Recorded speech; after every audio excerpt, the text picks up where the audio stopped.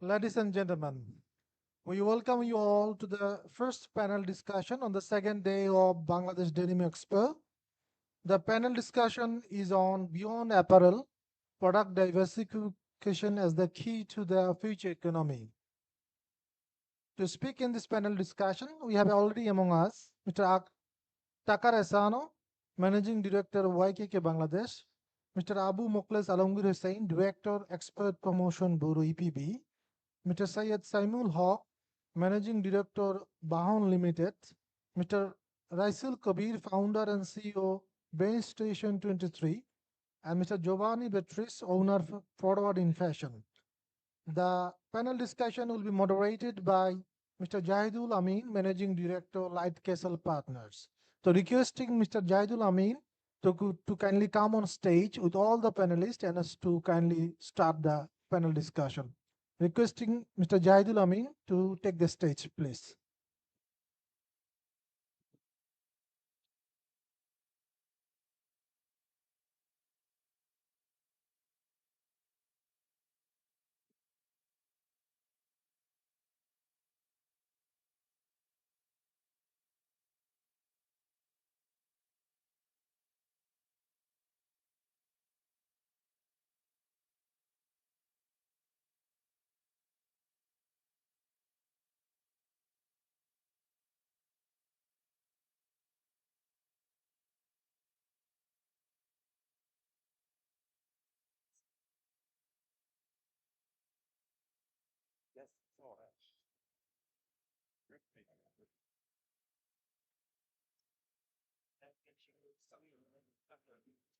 We can probably start.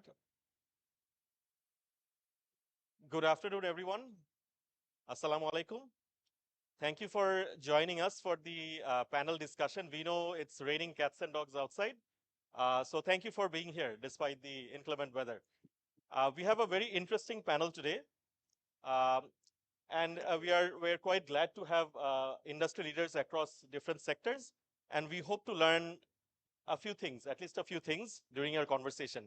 Since we only have an hour in hand, I would request all the panelists to confine yourself within 3 minutes. We will have 2 rounds of conversations. So you will have at least uh, a bit of time to discuss. So we'll try our best to end our discussion within 60 minutes. We also have an open Q&A session at the end. So we'll try to take at least 4 to 5 questions at the end of our discussion. I will directly go to the main conversation. Um, I will start with the regulator. We know that EPB, EPB plays a critical role in facilitating exports in Bangladesh. And as we know, RMG or apparel constitute 85% of our exports, and the percentage is increasing on an annual basis. And we also know that the government is also looking to diversify our export base in order to further streamline or just to reduce our risk of depending on one sector. What is EPB doing in order to facilitate this diversification effort? And the second part of the question is, what other sectors are you prioritizing when charting your strategy? Sir, over to you. Thank you very much for having me. And initially, I would like to say that beyond apparels, okay.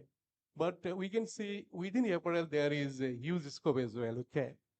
But right now, Bangladesh is producing the cotton-based apparels.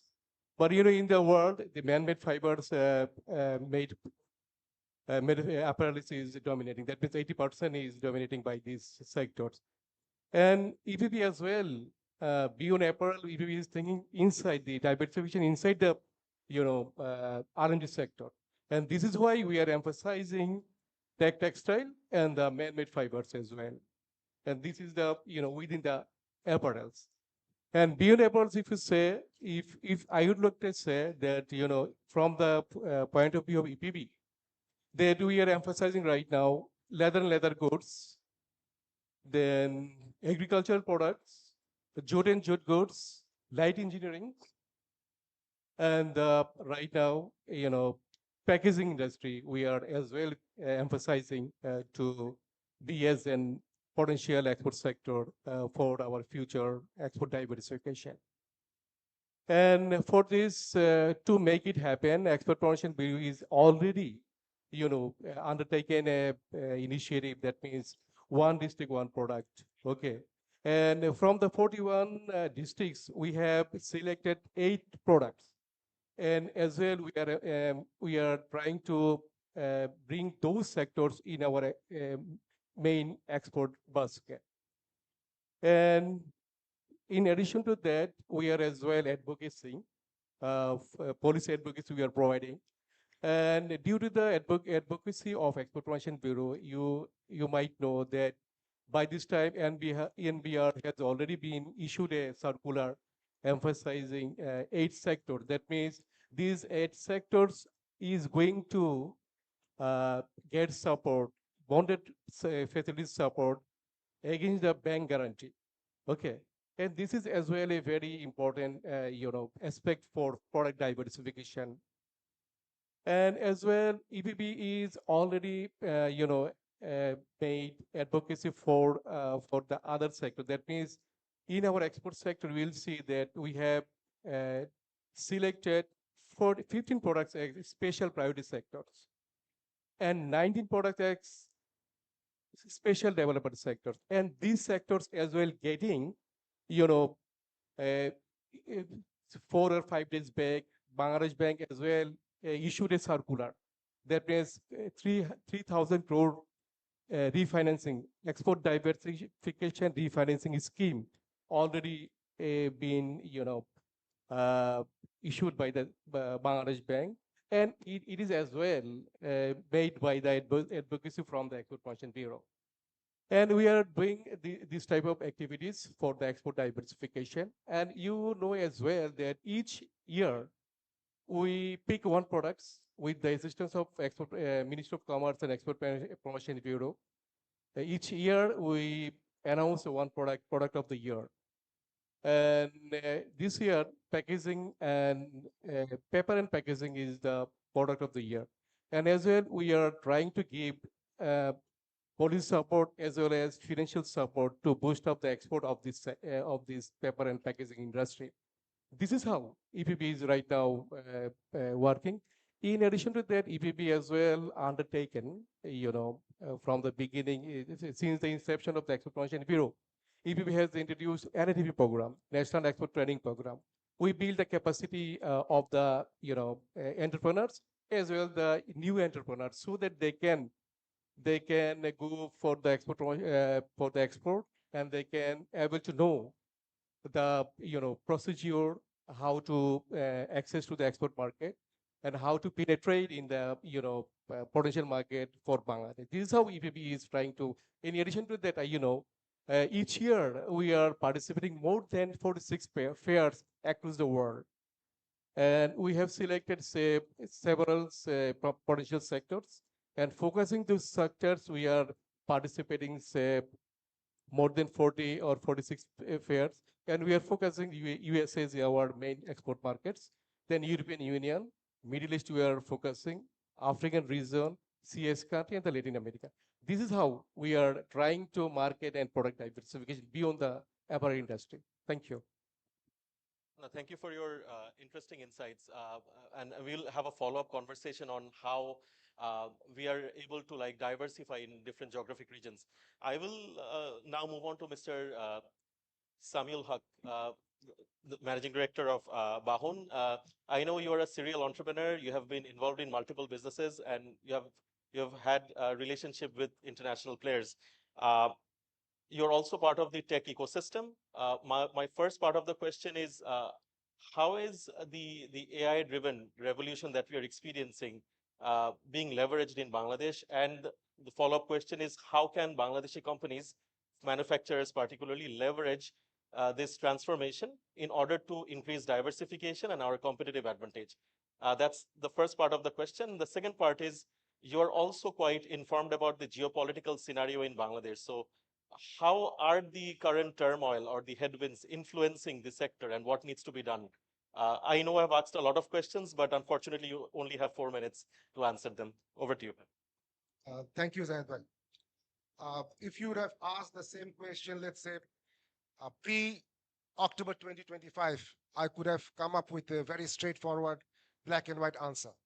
But given the current context, given the current geopolitical scenario that we are going through, um, I think we have to acknowledge the fact that some of our predefined notion about the global order and the globalization that we have grown up with is under threat, especially after the recent war that we have experienced. So if we have to take any investment decision, if we have to consider um, any diversification, diversifying our export basket, we may have to consider few facts. Uh, these facts are quite unpleasant, but we have to acknowledge them first. One of the facts would be that we are living in a very violent world. And as we grow, this world will become way more violent. If we thought that the Ukraine-Russia war was an accident, perhaps the Israel-Iran war may have proved us wrong. So we will see the reoccurrence of similar kind of, uh, a violent situation in our world, especially in our region. The second part would be what we have seen is the weaponization of interdependence, especially with the incident that has taken place in Strait of Hormuz. That has created a serious panic all over the supply chain. I'm sure my friends from the apparel industry must have gone through the same. So that means the globalization concept that or pre or post WTO world is under threat. So we have to come up with ideas which will be more localized with the global concept. And of course, the recent tariff war that has been launched by US, we are one of the recipients of that, and we know how much uncertainty we have gone through, especially the R&D sector. And the third one, which is prevailing in Bangladesh and of course in rest of the world also, that erosion of trust on institutions. And it was inevitable given the fact that return on capital when was growing at a much greater pace than the return of labor would definitely threat the societal ecosystem that we have created over the years. And that must have eroded our trust on institutions. So given this pretext, what should we do? Now I can come back to your question. Given this pretext, how should we react or take our investment making decisions? Uh, First is, of course, instead of moving towards more export goods, rather we should concentrate now on import substitution. For apparel industry, the relevant context would be to invest more on the backward linkages driven by the newest technologies that are now available.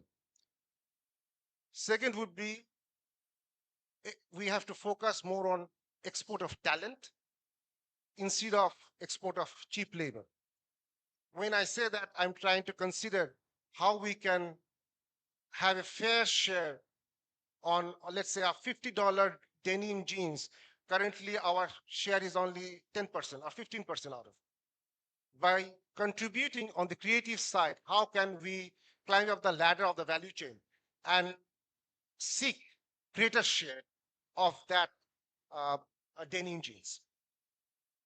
And then finally, we have to also consider and bring back our strategic autonomy, especially after the recent trade war that we have seen, um, which has compelled us to get into a situation where we think that our decision-making process on considering from whom to buy, what to buy, at what price to buy. And I think it's important, imperative for Bangladesh to bring back that strategic economy or autonomy in our consideration. So given this context, I think we have to start adopting new technologies. And as you mentioned, AI, which is the current phenomena, but I always consider AI, artificial intelligence, as an intermediate technology, and it is a first ladder to move towards the quantum technology. So we should have that palette of accepting uh, or adopting new technologies when we have the availability. Thank Thank you. you. Thank you for your insights on the geopolitical impact. As you have mentioned, like deglobalization is increasingly becoming a norm. And how do we have a concrete diversification strategy whenever we have an ecosystem which does not support this particular strategy? So very interesting points. Thank you for sharing them. This is an interesting segue towards towards my next question, which is about localization, because supply chain is becoming a big factor, particularly uh, due to the Strait of Hormuz and other issues. Uh, I'll go to Tucker, Mr. Tucker Asano. So you're currently leading YKK, which is a leading accessories company in Bangladesh. Uh, YKK is probably one of the few accessories companies which has localized in Bangladesh. You are producing here. What has been your experience operating in Bangladesh? That would be the first part of the question. The second part is, can a similar model be appropriate for manufacturing other products as well, outside or beyond apparel? Yeah. First of all, thank you for having me. It's a pleasure to speak to all of you on the stage. So, YKK's company philosophy is cycle of goodness. We started with liaison office back in 2080s, and in the year 2000, we decided for local production. And the reason for doing that is all because our customers requested us to do so. So we have a YKK logo, and beside that in the subline, it reads little parts, big difference. We believe that although the zippers are really small components, it really gives a significant difference to the end product, which is garment.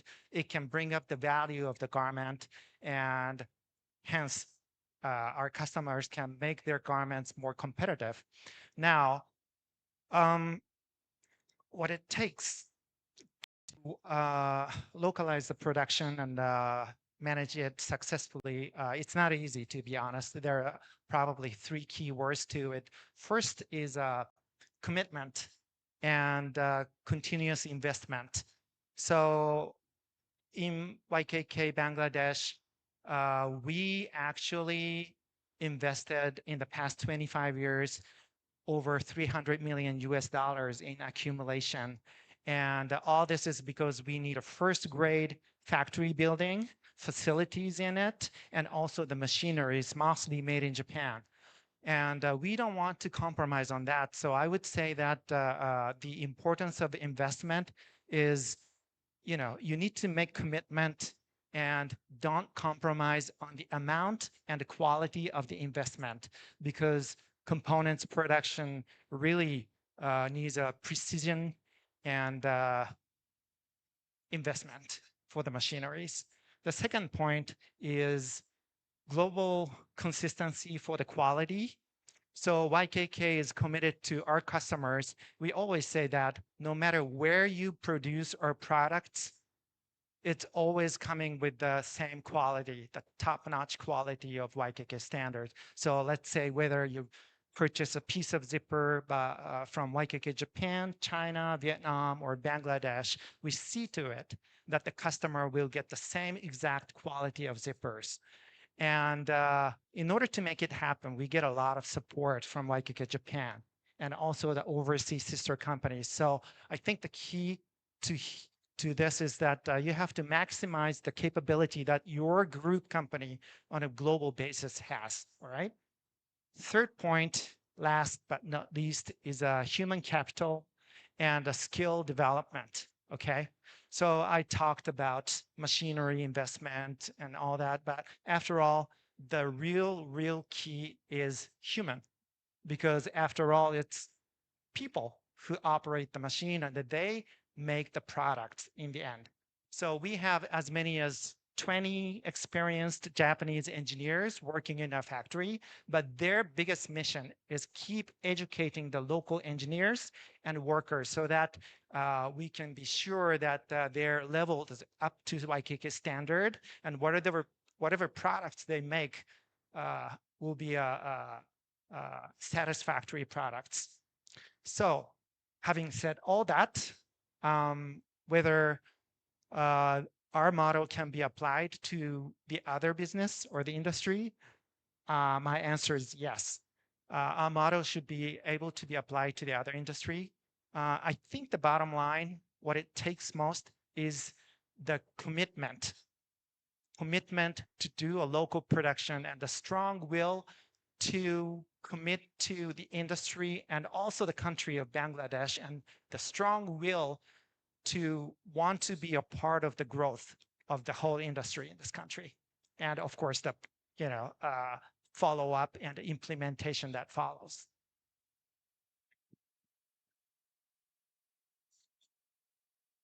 Thank you for your perspectives. I think you can be a good. It's working now.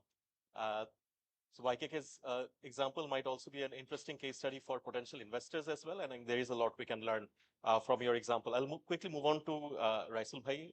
Raisul Bhai, you're one of the industry leaders in the IT outsourcing field. RainStation is a leading player. And there is a lot you have seen over the last 15, 16 years. Based on your understanding or from your vantage point, what do you think are the major gaps in our IT outsourcing sector, since we are trying to compete with countries like India and Vietnam, right? What are the gaps and what needs to happen in order to further strengthen our value chain or our sector in the coming years? Over to you. Thank you.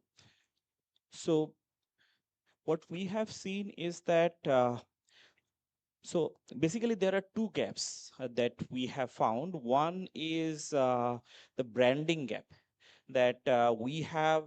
So the world knows us for RMG sector, right?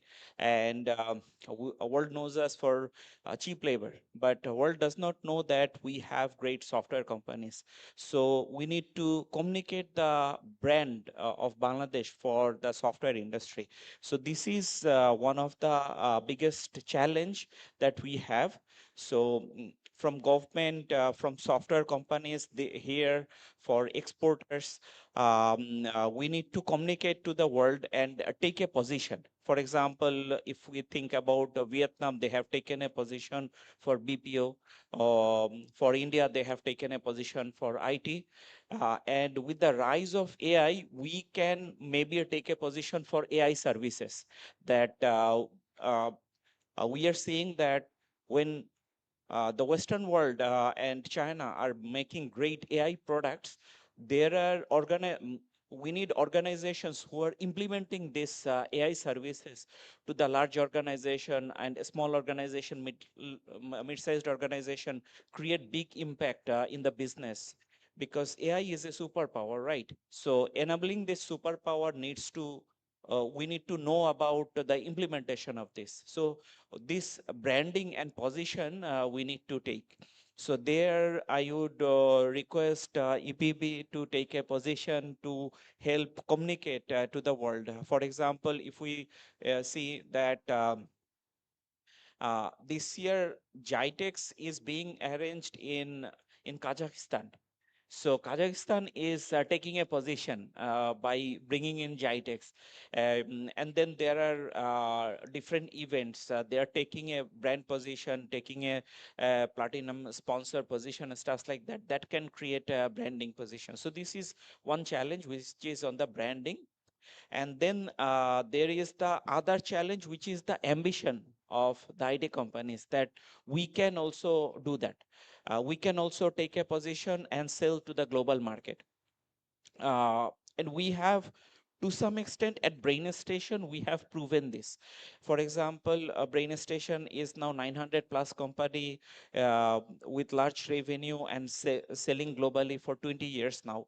So when we have proven that, and many other software companies in Bangladesh, we have proven that, then we need to go aggressively and capture the global market. So this ambition we need to have, because now we have lot of engineers available. We do not have now a talent gap to attract or to serve the global market. What we need is the ambition that we can also do.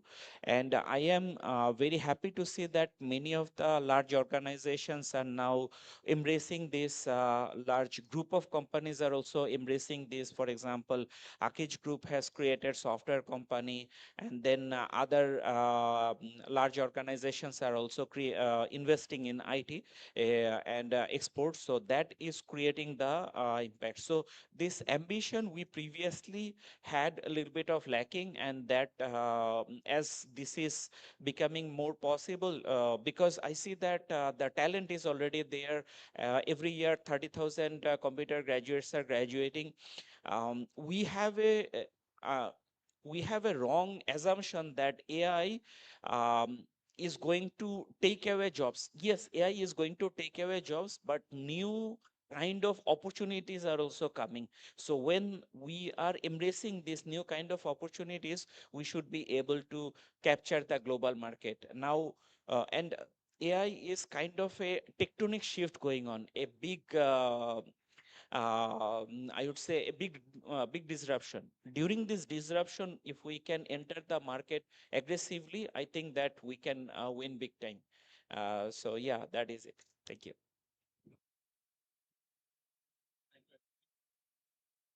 Thank you, Rasul Bhai, for your interesting comments. I think positioning towards, I would say, becoming an AI capital might also be quite interesting. Like, we have to figure out together how we can position Bangladesh as as the AI center of the world. I'll move on to Giovanni. Giovanni, thank you for joining us all the way from the Netherlands. We know that you are quite involved with the ecosystem. You're in touch with a lot of international buyers, and you are in touch with a lot of different stakeholders internationally.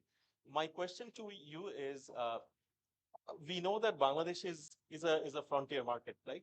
There is a certain perception attached to Bangladesh. We are an emerging country, frontier economy, and we are seen as a country which only produces basic products, be it in the garment sector, be it in the other sectors as well.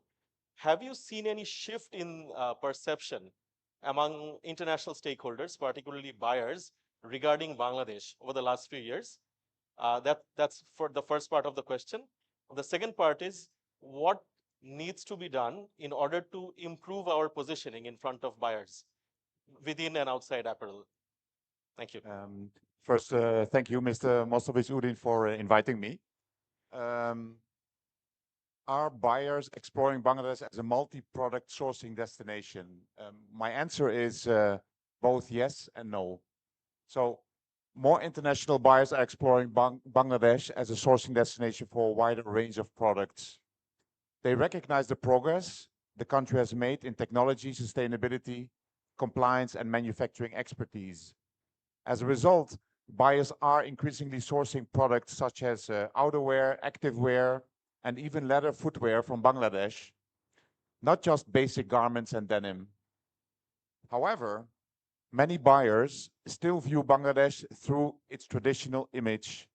For decades, the country built its success on competitive prices, large production volumes, and strong capabilities in basic apparel and denim. This perception remains strong, especially among buyers who have limited exposure to the changes that have taken place in the recent years. Today, many retailers divide their collections into two distinct segments. The first segment consists of basic products with high volumes, long production runs, and a strong focus on price. Bangladesh is already well established in this area and remains one of the world's leading sourcing destinations. The second segment consists of fashion-driven products. In this segment, buyers are moving away from predicting trends months in advance. Instead, they launch smaller collections, monitor market demand, and quickly repeat successful styles. This approach requires short lead times, fast replenishment, and excellent speed to market. Traditionally, buyers have looked to nearshoring countries such as Turkey, Tunisia, Portugal for these products because of their proximity to the European market. This is where a major opportunity exists also for Bangladesh. Many buyers still do not automatically consider Bangladesh for fast fashion and speed to market programs. The perception is that Bangladesh is designed for large volume production rather than rapid response. However, over the last decade, many Bangladeshi manufacturers have invested heavily in vertical integration, supply chain management, product development, and digital systems. As a result, you are becoming much more agile and capable of supporting shorter lead times, repeat orders, and fast replenishment programs. While Bangladesh may never have the geographical advantage of nearshoring countries, it's increasingly proving that it can compete on responsiveness, flexibility, and service. As brands continue to seek a balance between cost, quality, sustainability, and speed, Bangladesh is well positioned to play a larger role in both segments. It has already proven its leadership in high volume basics. The next step is convincing buyers that it can also be a reliable partner for fashion driven products that require speed, flexibility, and rapid repeat orders. However, in order to be able to increase supply chain efficiency and service, the speed to market opportunity, the industry needs to collaborate. As long as the factories look at each other as competitors and not as partners, they will not strengthen the sector but only weaken. Growth goes hand in hand with the power of the collective.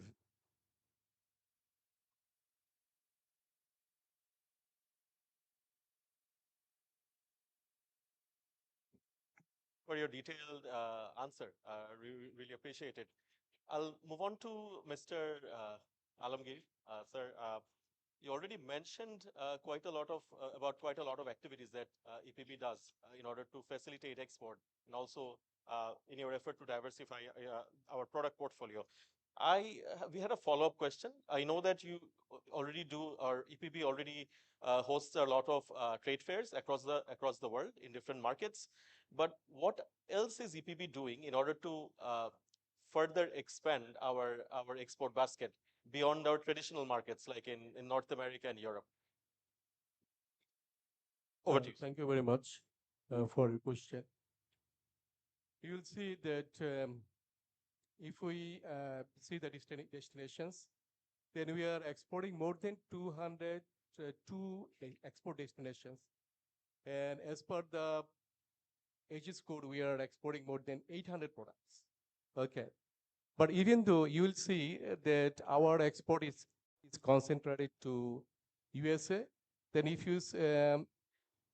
you review the market, then you will see that 19% market of 90% of our export is going to USA. And in terms of percentage, in European Union, we are occupying 43%. Okay. But other than these two main destinations, our export performance is not significant. But Export Promotion Bureau is trying to diversify the market. And we are focusing right now, especially the African region. And in Africa, we are going with our pharmaceuticals product and as well as our agricultural products. Okay. And in last 3 years, we have been participating with pharmaceuticals in Ghana, Nigeria, and Ethiopia. And by this way, we are trying to expand our market, especially for the pharmaceuticals and agricultures to this region. And you might see then the Latin America as well as a very good opportunity for Bangladesh. We are trying to penetrate this market as well. And for this reason, we are trying to participate a good number of fairs over there. At the same time, we are trying to send our trade missions over there. And 1 year back, we have sent our delegation to Central America and the African region and the CS countries. And through our especially for our trade missions, we have got a very good response from those countries. Okay. And we are focusing as well, our Japan market. Japan market as well is a very good market for Bangladesh. You know that by this time we have already signed EPA, Economic Partnership Agreement with Japan. And in terms of position, the Japan is our 13th largest export destination, and we are trying to focus our to this market, and not only with the RMG or fashion products, we are as well trying to focus with our lifestyle products as well as IT products. In the Middle East or the GCC countries, we are as well emphasizing our IT products along with our agricultural products. You know, we are regularly participating in the Gulf Fair, Gulf Food, and from this fair, you know, we are getting a very good response, and each and every reputed companies of Bangladesh, especially belonging to this agricultural sector, they are participating in this fair. And GIDEX fair as well, we are focusing what you said earlier, that CBIT and GIDEX, these are the two main exhibition for expansion of our IT products. We are focusing as well IT and IT enabled services and the BPO, business processing, outsourcing as well, we are focusing. And in this case, what we're doing, we are participating in a fair, especially in UK. Last year with Baku, we facilitated the Baku for participating this fair in UK, and they got very good responses as well. And we as well working with the bases to expand the market of IT. As well, they are getting the facilitation in terms of financial or technical. Both of the support they are getting as well. But by this way, we are trying to focus. And in addition to that, what we're doing for capturing for penetrating our market or expansion or consolidate our market in African region, we have already organized a Bangladesh Zambia business forum in Bangladesh 1 year back. And we have already planning. We have already planned to organize another African summit in Bangladesh. And by this time, we have already hold a meeting with all the honorary consul general over here in Bangladesh of the SADC country. That means South African Development Nations. There are all 16 countries represented over here as a honorary consul. We have already had a meeting with them, trying to penetrate our market to the African market with the assistance of these these tools.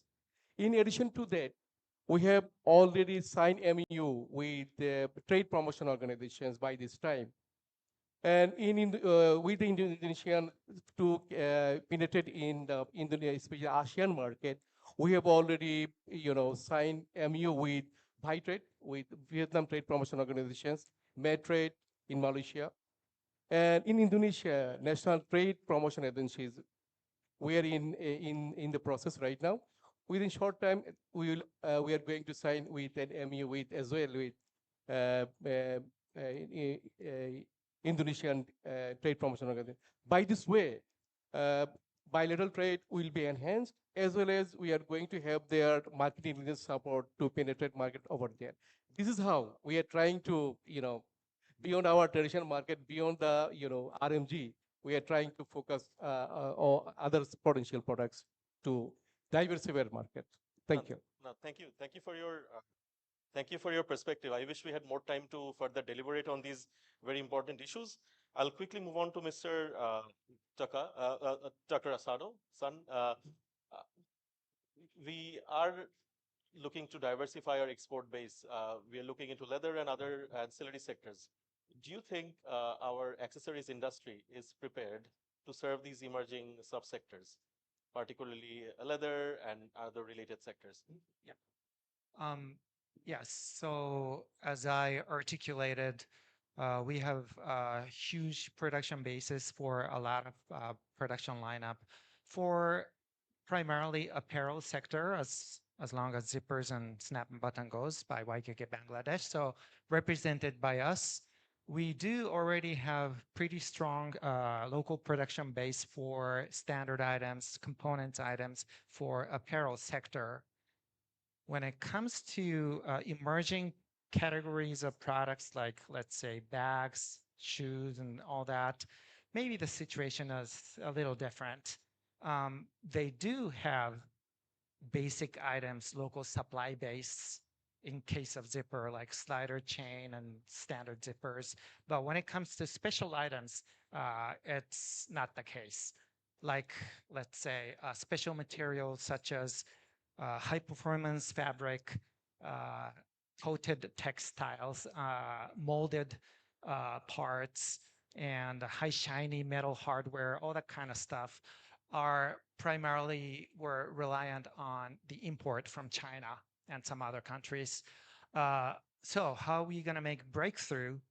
I am quite optimistic about that because what we're seeing is more and more investment on the human-made fiber. And that's really the foundation of all the industry. So like more man-made fiber localizes production here, it should encourage all other type of accessories and trimmings suppliers investment and local production here. So if that accelerates, I'm pretty optimistic about the future of the emerging categories like leather bags and shoes. So I'm pretty optimistic. We need to take a holistic ecosystem level approach in order to further strengthen these emerging sectors. I'll move on to Mr. Samiul Haq. I think this is within the purview of your area of expertise. You're in the digital infrastructure space. In order to further strengthen our emerging sectors, particularly export-led sectors, what investment is required in digital infrastructure and ancillary areas in order to increase our competitive advantage? I think we have to create a segment for each industry to understand what is the prerequisite and what are the essentials. For example, in the factory side, I think industrial automation is very important. If you compare Bangladeshi industries with some of the industries from Vietnam, we lack efficiency. So on the factory side, we have to implement industrial automation to bring in the efficiency to be at par with the rest of the world. When it comes to port, same. That is outside of the factory, but somehow we have to bring in the automation in processing our documentation, whether it is for export of our finished goods or the import of our raw materials. We have to bring in efficiency. By bringing efficiency in here, we can climb up the ladder and we can start claiming to be a premium product. Just due to this lack of coordination between the exporters and the the port, we are somehow substandardizing our product. In the context of digital infrastructure, I believe if we really want to realize the blessings of artificial intelligence, or whether we consider augmented reality or virtual reality to connect our creative world with the creative world of Netherlands or Italy, we need to invest in connectivity. And when it comes to connectivity, it's not only the onshore connectivity where we run down fiber from our base stations, from our data center to the users, but also from our data centers to the hyperscalers. And this is where I think we have some vulnerabilities, especially in submarine cable or connectivity with the hyperscalers like Google, Facebook, Amazon, or Azure. We have over dependency in terms of connectivity with our neighboring country with whom, unfortunately, we don't enjoy the best of the best relationship. So it creates some sort of challenge, some sort of uncertainty for the industry. So this is where I think the private sector should take necessary initiative to establish direct connectivity where all the AI infrastructures are now parking themselves, especially what we understand now the new AI data center hub is going to be west of Bangkok. So I believe we should immediately take necessary measures to connect either Kuakata or Cox's Bazar with west of Bangkok so that we avail the opportunity and we facilitate our software developers, our creative world to have full access to the latest, innovations that are happening across us. So I think we have to be preemptive rather than reactive, and we have to understand what is happening around us, and based on that, we have to put our eggs on the basket, which will have growth. So this is where I think we have to be alert. As an industry, as a private sector, we have to be alert on our decision making. And as we have seen over the years, it's the civil society, it's the business community, and the youth of Bangladesh has always created miracles. Um, you know, instead of blaming our government and the policymakers, I think it's time for us to act and take necessary measures.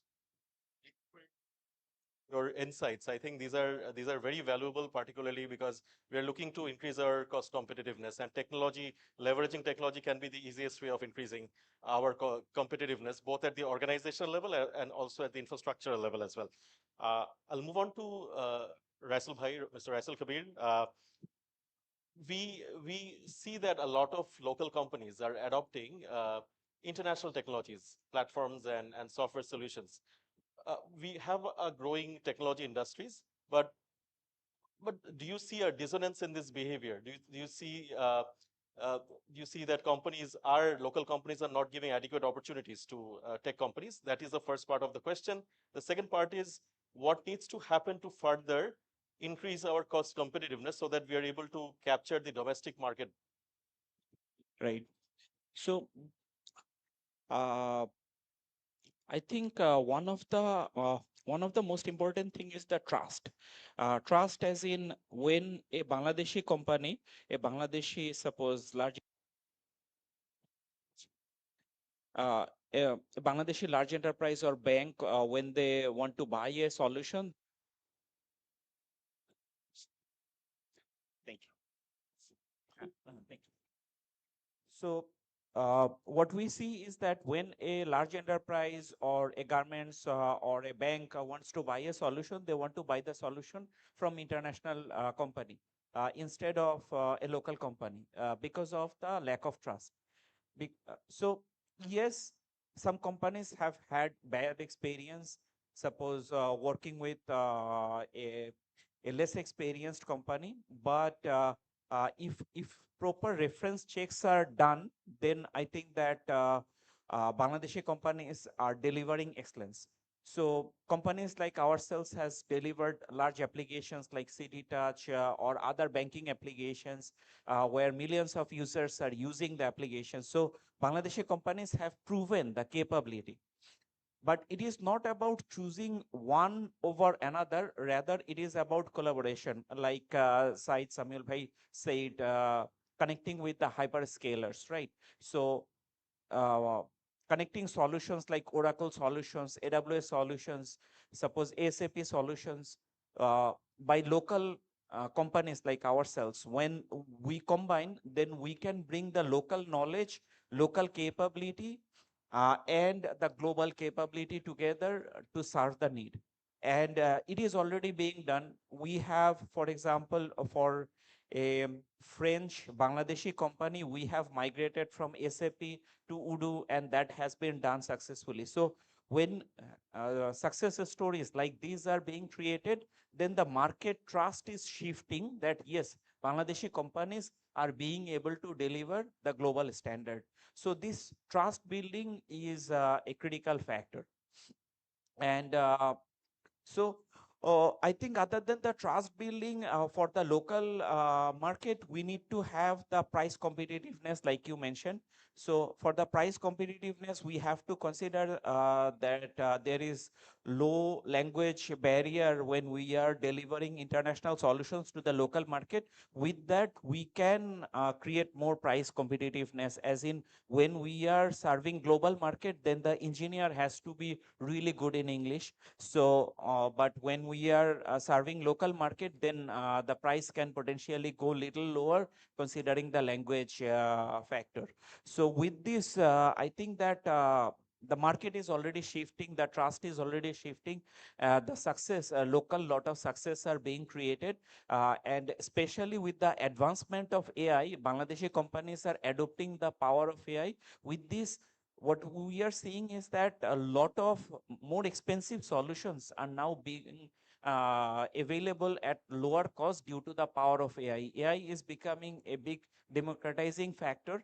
And with this democratizing factor, now I think that we will be able to leapfrog in technology and also serving the local market.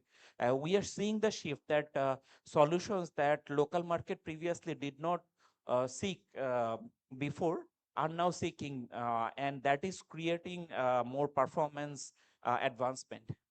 Thank you.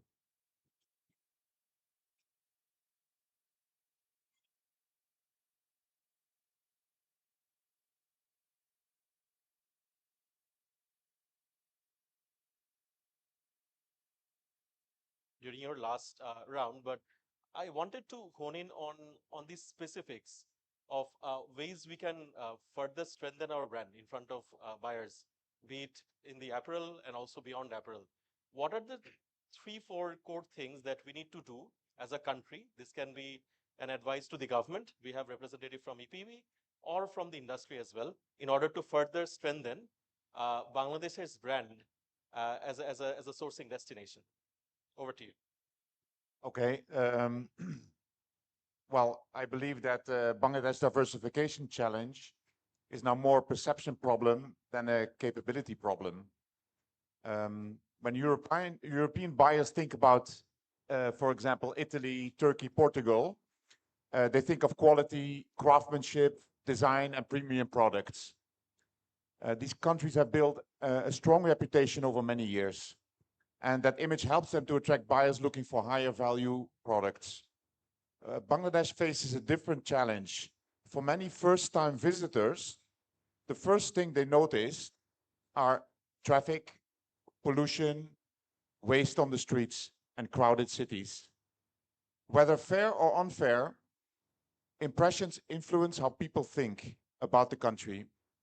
If a country looks low cost, buyers may also assume that products made there are of low quality. The reality inside many Bangladeshi factories is very different. Some of the country manufacturers operate world-class facilities with advanced technology, strong sustainability standards, and highly skilled workers. In many product categories, Bangladesh can already match or even exceed the technical capabilities of competitors in Europe and other sourcing markets. The problem is that perception often lags behind reality. Bangladesh became successful by offering competitive prices and large production volumes. As a result, many buyers still see the country mainly as a source of basic garments rather than a partner for premium, innovative, and specialized products. To change this perception, Bangladesh needs to invest not only in manufacturing, but also in its international image. The country must tell a stronger story about its achievements in sustainability, innovation, product development, and quality. It must show buyers what modern Bangladesh really looks like. At the same time, diversification is not only about developing new industries. There's also significant growth potential within the sectors where Bangladesh is already strong. Many industries could create much more value by professionalizing their sales, marketing, and customer service. For decades, Bangladesh focused mainly on production. The next step is to become stronger commercially. Companies need better international marketing, stronger sales teams, improved customer support, and deeper relationship with buyers. They must move from simply producing products to understanding customers' challenges, use data-driven results to maximize supply chain efficiency, minimize impact, and build long-term partnership in which they stand out through service, communication, innovation, and not price. Bangladesh already has much of the manufacturing capabilities needed to compete at a higher level. The opportunity now is to combine that manufacturing strength with professional sales, marketing, and service. Ultimately, buyer's decision based on both facts and emotions. The fact shows that Bangladesh can produce high quality and diversified products. The challenge is ensuring that buyers see the country in the same way.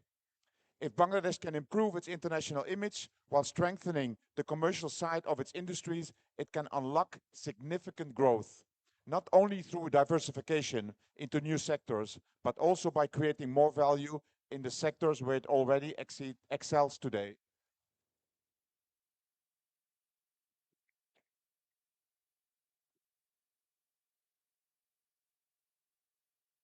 Mic isn't, oh, it's working now. Now, thank you, Giovanni. Thank you for your detailed response. I wish we had more time to ask you follow-up questions, but we have run out of time.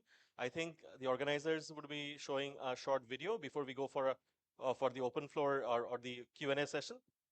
Yes, ladies and gentlemen, this is the 20th edition of Bangladesh Denim Expo.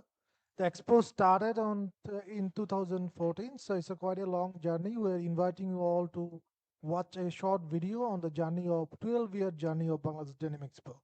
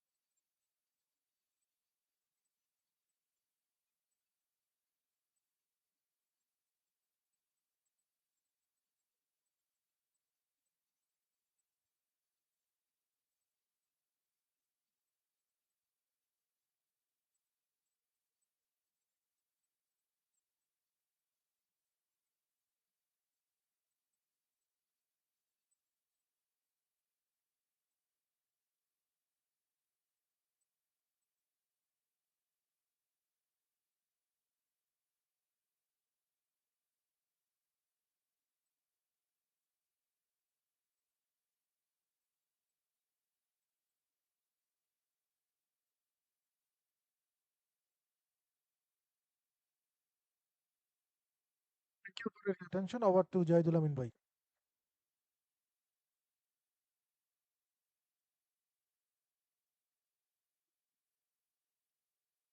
How long do we have? Do we have 5 minutes for Q&A? Um, so, so we have heard a lot of interesting insights from our esteemed panelists. It's your opportunity to ask them questions directly. Unfortunately, we can only take 2 to 3 questions. So I'll request, uh, okay, please, is anyone interested to ask any question to our panelists?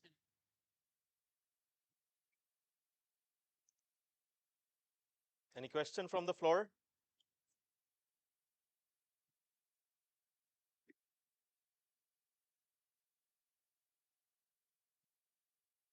Anyone? Okay, yeah, sure. Thank you very much for that wonderful discussion. Very inspiring words from all the leaders working in the apparel and the basically AI sector. My one question is to Mr. Tucker Asano-san, is that you talk a lot about commitment investments. That is true that we see that some of the foreign, companies have put a lot of resources in Bangladesh and has played important part in the growth of the Bangladesh as well. The next session will be on financing. My quick question to you is that how difficult or how easy it is to expatriate a part of your profit or the part of the dividend that you have by operating in Bangladesh to take it, take it to your own country or take it outside the country.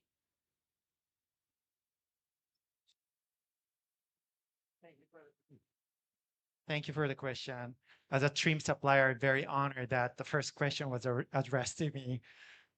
Yes, actually, YKK Bangladesh is among the top three in terms of production volume among all the world YKK group. And it's really because this is a huge, huge market and it requires a lot of zippers. Um, Used to be bottom-centric market, so bottoms, jeans was the major thing. So it was pretty, I would say, simple product, simple zippers, and that was easy. But as the industry becomes diverse and a lot of emerging categories emerge, as he questioned, we need more wide variety of zippers to be locally produced. And that's, I have to say at this moment, we do have a little challenge compared to other countries like Vietnam, China, because of a little bit of a backward linkage problem. No raw materials, key components are locally available. So everything basically needs to be imported. And that's really, really a huge challenge here. But as I said, I'm pretty optimistic because a lot of man-made fabrics are starting to be produced here. And in that case, more and more functional garment will be locally produced, and that will require a lot of local components to be supplied. And that helps us in return to widen our production items. So I would say more diverse the industry becomes, the easier it becomes for us to expand and operate in this country.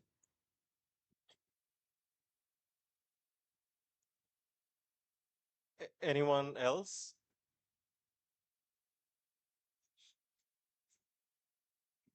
I believe no. We will wrap up our conversation right now. I would like to take the opportunity to thank each of the panelists for their valuable time and contributions. Can we get a big round of applause for our panelists, please? Yes, and also kindly requesting all to kindly stand for a good group photo. Sorry. Kindly stand for a good group photo. Sure, sure.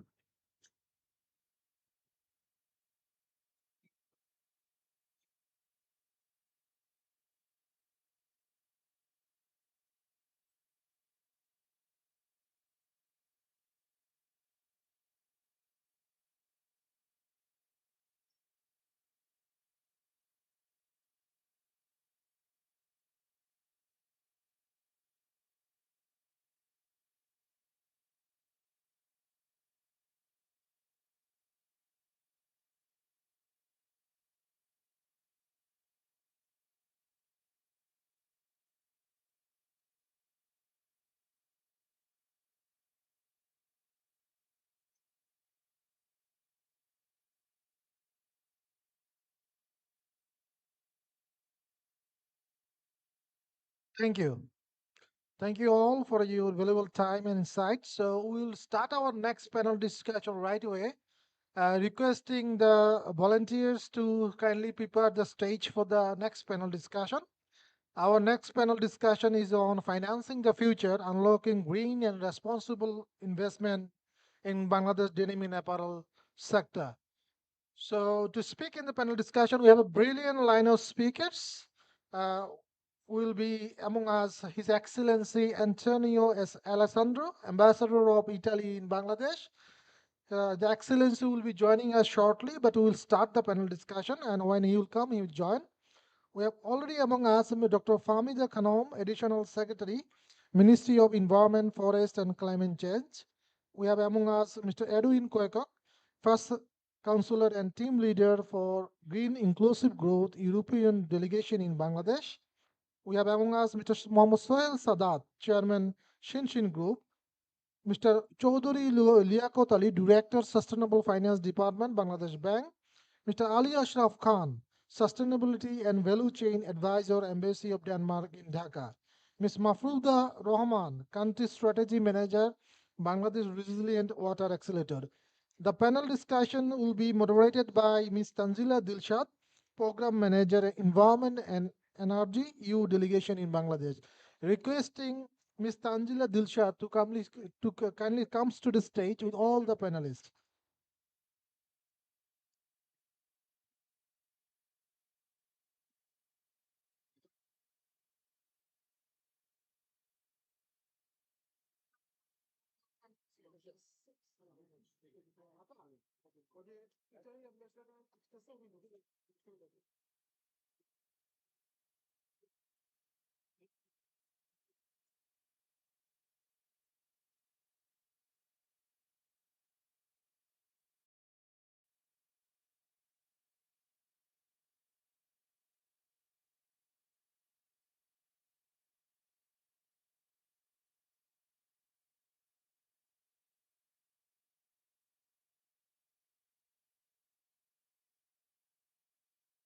Hello.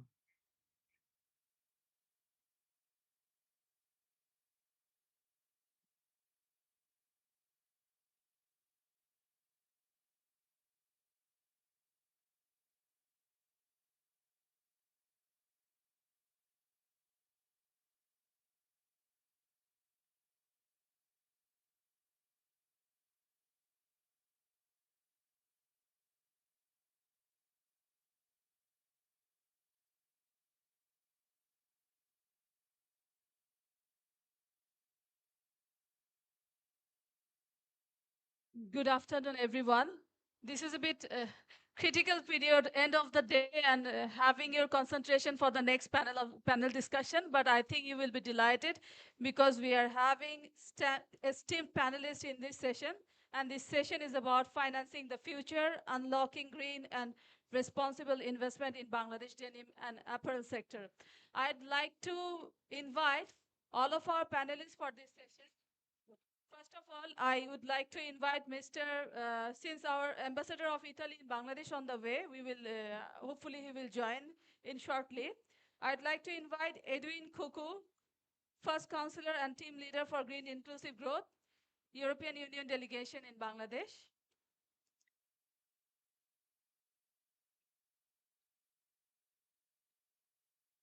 Mr. Ali Ashraf Khan, Sustainability and Value Chain Advisor, Embassy of Denmark in Dhaka.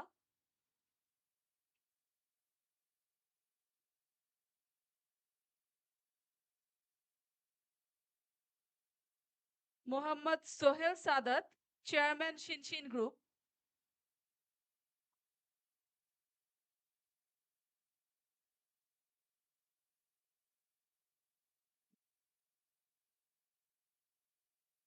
Mafruda Rahman, Country Strategy Manager, Bangladesh Resilient Water Accelerator.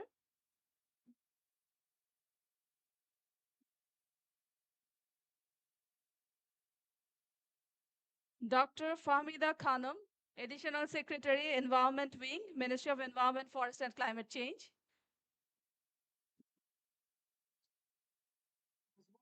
Chaudhary Liaquat Ali, Director, Sustainable Finance Department, Bangladesh Bank.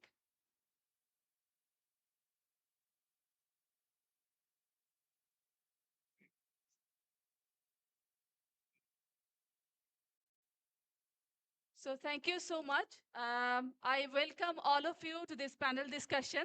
Before we start, I want to mention some of the house rules because we have really very tight schedule and time. So I will try to ask two questions to you each, and you will get 3 minutes. So I would like to have maximum output within very short period of time. So, and apology for that if I'm very brutal on timekeeping. So without cutting any time, let's get started. My question will be for Mr. Ali Ashraf Khan. Yes. Sustainability and Value Chain Advisor, Embassy of Denmark in Bangladesh. So Denmark has been, I think you are the pioneer, even when we are talking about the sustainability sector, you have started this Partnership for Cleaner Textile initiative. To today's focus on circularity and just on transition, we have talked, you have started at the very beginning. So my first question is about evolution. How has the nature of Danish engagement on green finance evolved? And is the current volume and architecture of Danish support commensurate with the scale of the transition Bangladesh apparel sector now faces? Thank you for inviting. Audible? Thank you for inviting. Actually, I can address one thing. First of all, like if you consider the Danish engagement, First of all, if you consider the Danish involvement,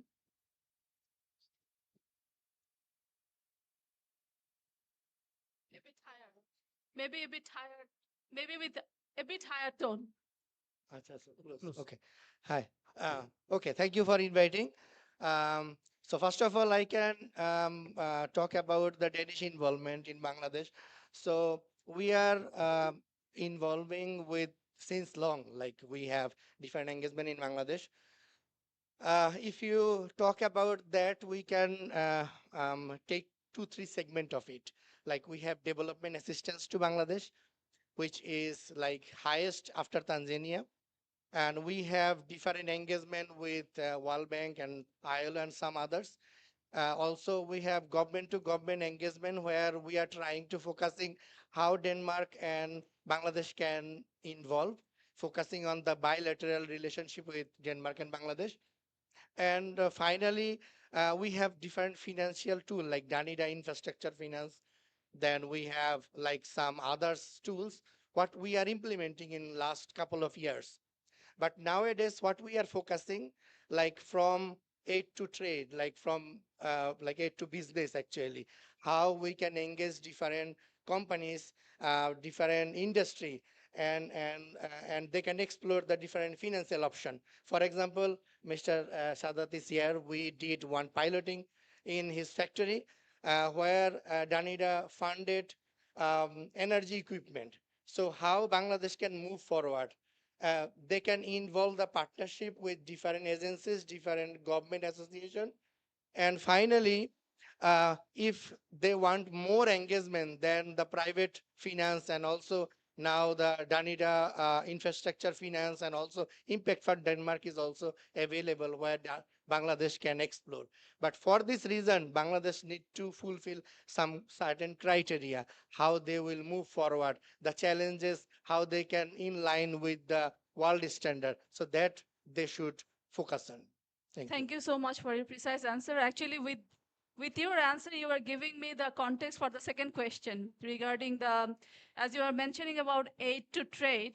So nowadays we are talking a lot about investment, but I think for the green transition and the sustainability in the apparel sector, there are other aspects we really need to look into. That is the labor condition, fair wages, and social compliances. So in your view, is Bangladesh green finance ecosystem adequately addressing the social dimension? Over to you. Like what I have learned from Bangladesh Bank, actually, we had a couple of discussion earlier and we had a session with the energy minister where they have explained something. But in regard to that, they are focusing on the renewable energy.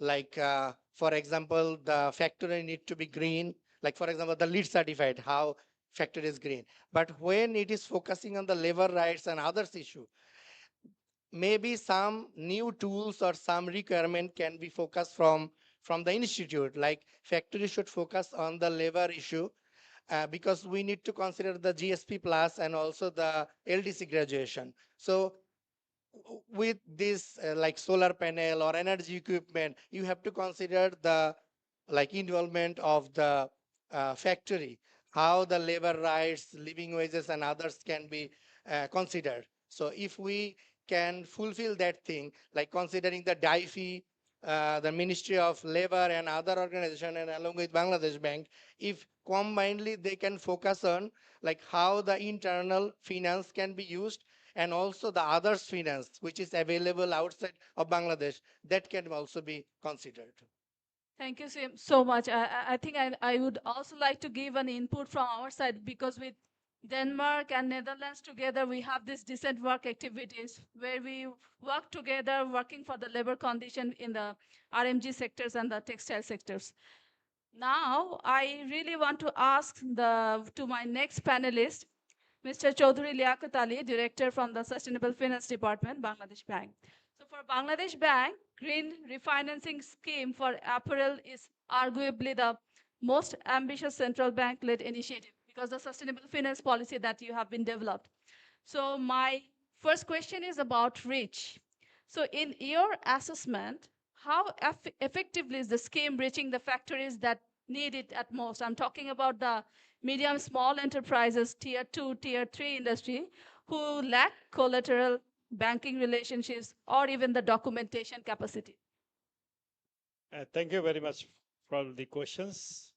Actually, Bangladesh Bank recognized that the refinance schemes alone cannot deliver the scale of investment required a green transformation fund of the apparel sectors.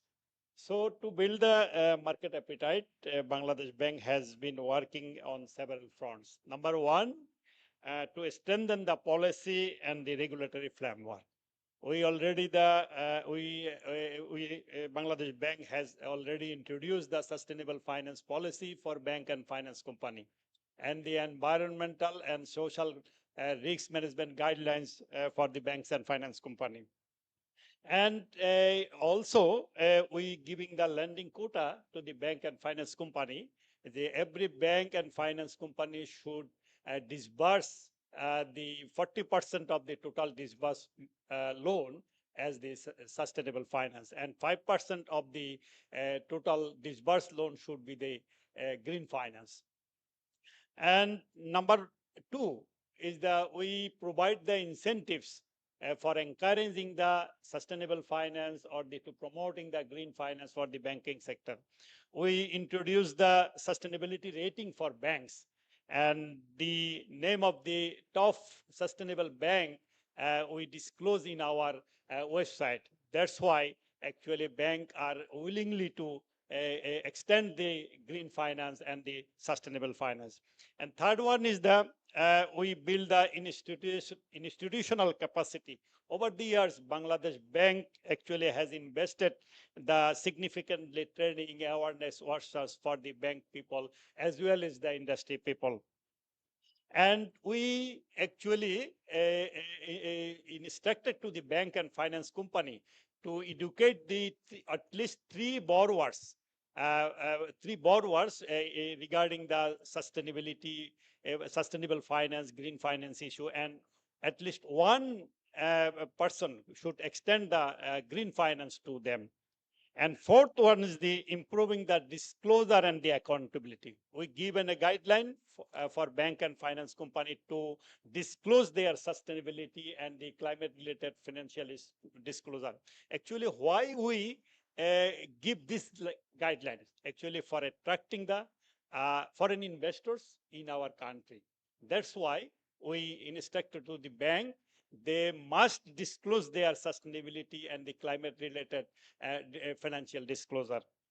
And some we established some refinance scheme. Recently, you see the circulars already. We, as all of we know that our export sector actually fully depends on ready-made garments, but uh, uh, uh, we see that there is a product concentration risk and the market concentration risk over there. That's why to encourage the diversify of the export goods, we established a refinance scheme for the diversified goods, and we this is the 3,000 crore taka for this fund, and bank and finance company can avail the refinance from this fund for the diversified industries. Actually, whose instruments or which sectors we covered under this fund? You look at the export policy 24 to 27. We covered all the trust sectors as well as the special development sectors, and these sectors are the like as the high value added ready-made garments, high value added denims, and the man-made fibers, and the garment sectors and the pharmaceuticals.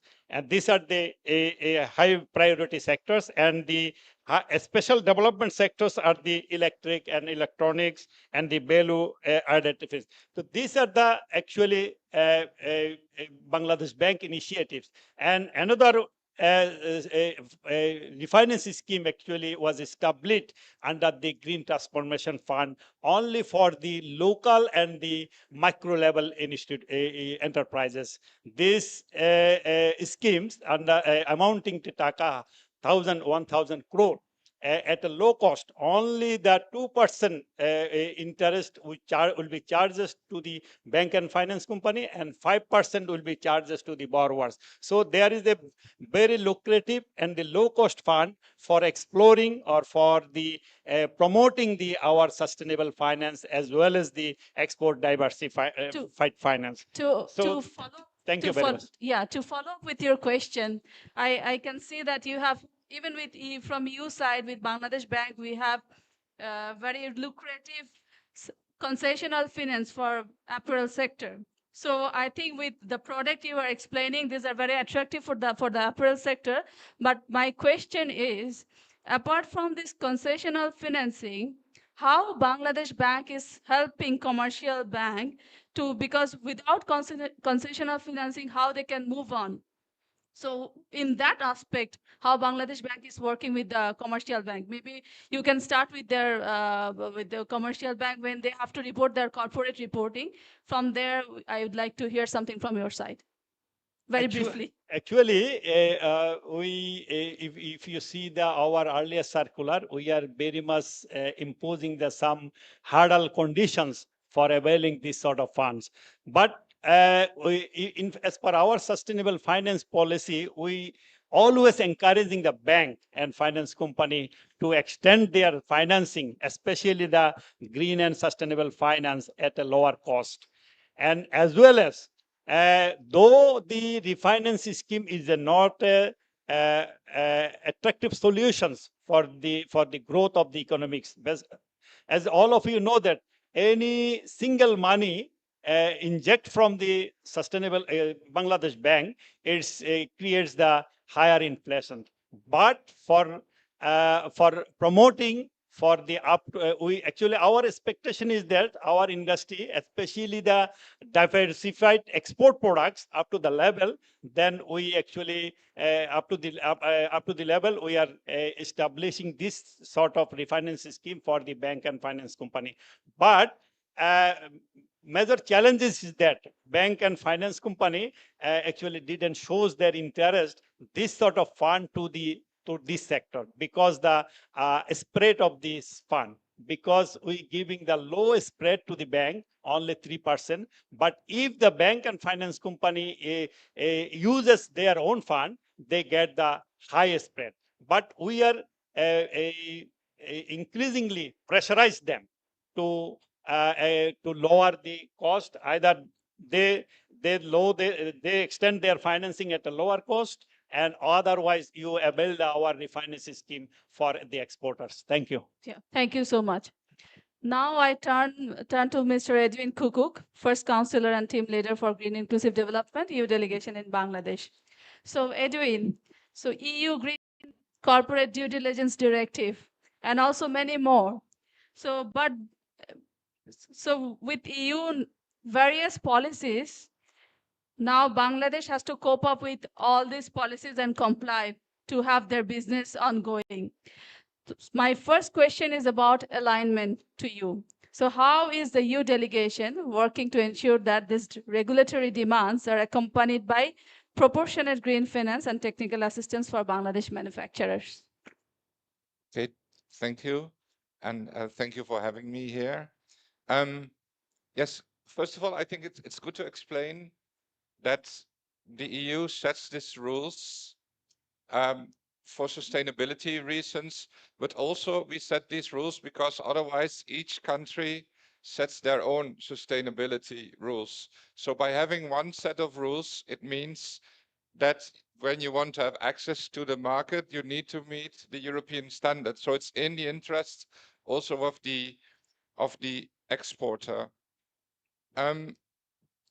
It's also good to understand, and I'm sure that this audience understands that better than anyone, that you have the rules, but you also have the buyers who set their own requirements. And the buyers are actually comparing the producing countries. They are looking at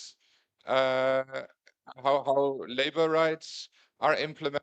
They're also looking at pollution. They're also looking at the decarbonization trajectory.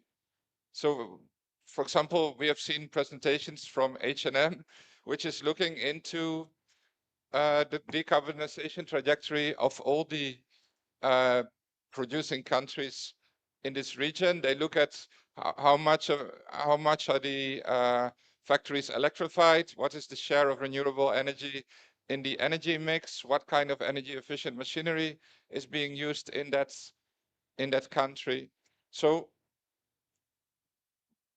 it is in the interest of the producers to meet the European legislation, because then you have access to the market, and it also helps you meeting the requirements from many large European and also other international buyers. We do quite a lot as European Union to support the industry. We had a project that is finalized, the safety retrofitting and environmental upgrading project, which we did together with the Bangladesh Bank, which supported 62 factories with their effluent treatment plants, energy efficient machinery, and rooftop solar. We have a project called Switch to Circular, which tries to improve the circularity of the factories, with also 2 small pilot projects. We are now discussing a new loan,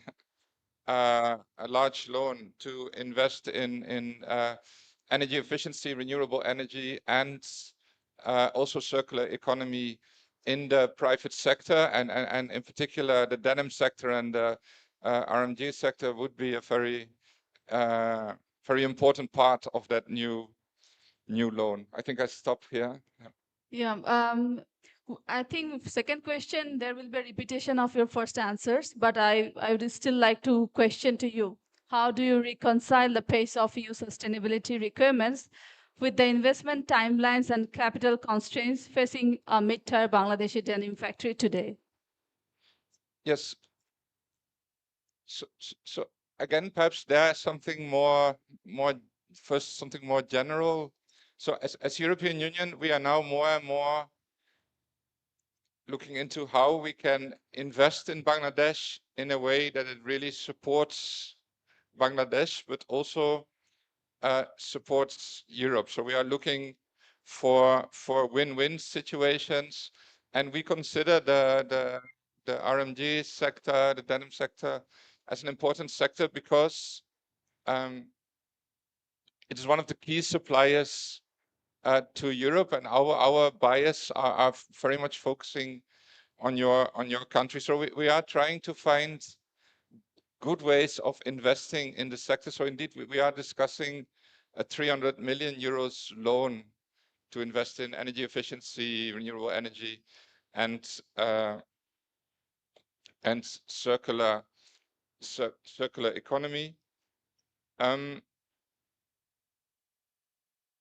the same time, we realize that it's not always easy to meet the requirements of this sector. Often we had complaints that we are too slow, we need the money quicker, we are too risk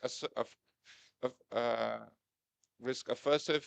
So we are now assessing also how we can even meet the demands of the sector in a better way. And we are also having a dialogue with the sector. We have one project, and then I stop, one project called the Green Energy Transition Partnership Policy Advisory Program, JETPAP. It's a 9 million euros program that is financed by the EU and Germany, under which we try to do all kinds of studies that are also in the interest of, inter alia, the RMG sector, contributing to enhancing the energy transition of your sector. Thank you. Thank you so much, Edwin. In addition to that, actually, Edwin, you bring out all the aspect from our green inclusive development team, also from our human capital development team. We have this decent work team with Denmark and Netherlands, and also our budget support program, which is actually grant based, trying to help to the tier 2 and 3 industries together. Now I would like to ask question to Dr. Fahmida Khanum, Additional Secretary, Environment Wing from Ministry of Environment, Forest and Climate Change, to have your regulatory perspective from the environment side.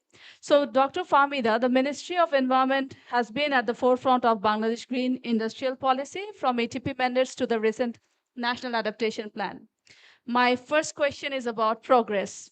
So from the Ministry of Environment's perspective, how would you rate Bangladesh progress on the green transition in the apparel sector over the last 10 or 10 years? And what are you most encouraged by when you look at the industry has achieved or not achieved?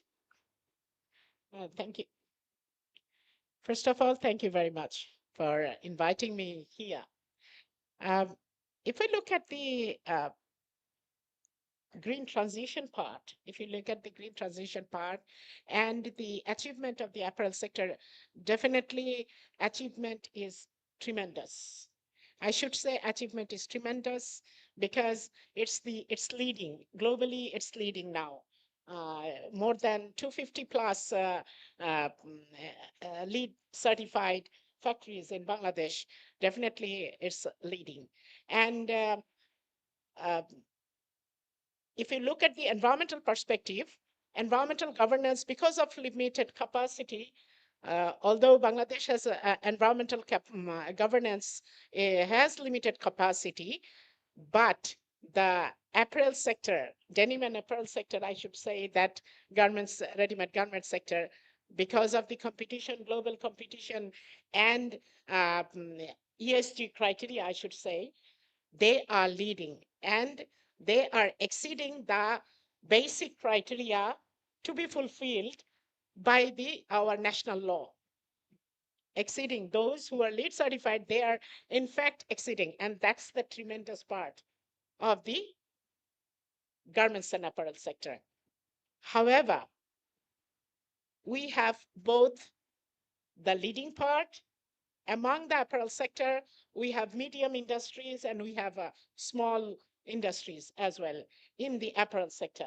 So we need to not only focus, okay, that 250 plus LEED certified industries are there, but we have to consider the medium, small and medium sector as well. On that sector, small and medium part, we have to consider and bring them under the environmental governance and support them to come within the environmental governance. That is also a challenging part, I think. Thank you so much. My next question would be a bit of leading question. Um, so Ministry of Environment, so you working on the environment policy and regulations. And in terms of that, you really need to have a lot of coordination with Ministry of Industries, BGMES, companies for implementing, and also with the development partners. From your experience, how well is the coordination currently functioning? And what one institutional change would make the biggest difference in ensuring that environmental policy and green finance instruments are working together? Before I talk about coordination, what we are doing, I should also mention first. Currently, the Ministry for greening the industries, there are a number of policies have been taken. Everybody knows, I think. Like we have updated our ECR 2023. We are finalizing our EPR. Probably it will be promulgated within this month or next month, extended producers responsibility for plastic wastes. And there are certain we are now working on ready-made wastes coming from ready-made garments and apparel sector. We are working on that, both liquid waste and solid wastes. We are working how we are going to add value chain on the solid waste and bring circularity within this waste management. For both solid wastes coming from out of apparel sector, that part. In addition, we are working with under GIZ funding, we are working with the Ministry of Commerce under Style Project and the coming project, Circle Project. And in the Style Project, we are working on, we are updating existing hazardous waste management rules. And we are developing chemical management rules. So when if that when the rules will be placed, adopted, and promulgated, then how the industries should respond and industries to adopt with this rules in that area, that ecosystem we are developing as well. In addition to that, we are also like factory inspection guidelines, which has already been completed and in process, ETP design, drawing, evaluation guideline, we have developed, and online, we have piloted online ETP monitoring because ETP monitoring is a challenge for us because of limited capacity. So online ETP monitoring, there are two CETP and 4 ETP. 2 CTPs and 4 factories with ETPs are under, we are running a pilot project under style project. So identifying that how we can do the online ETP monitoring. Sorry.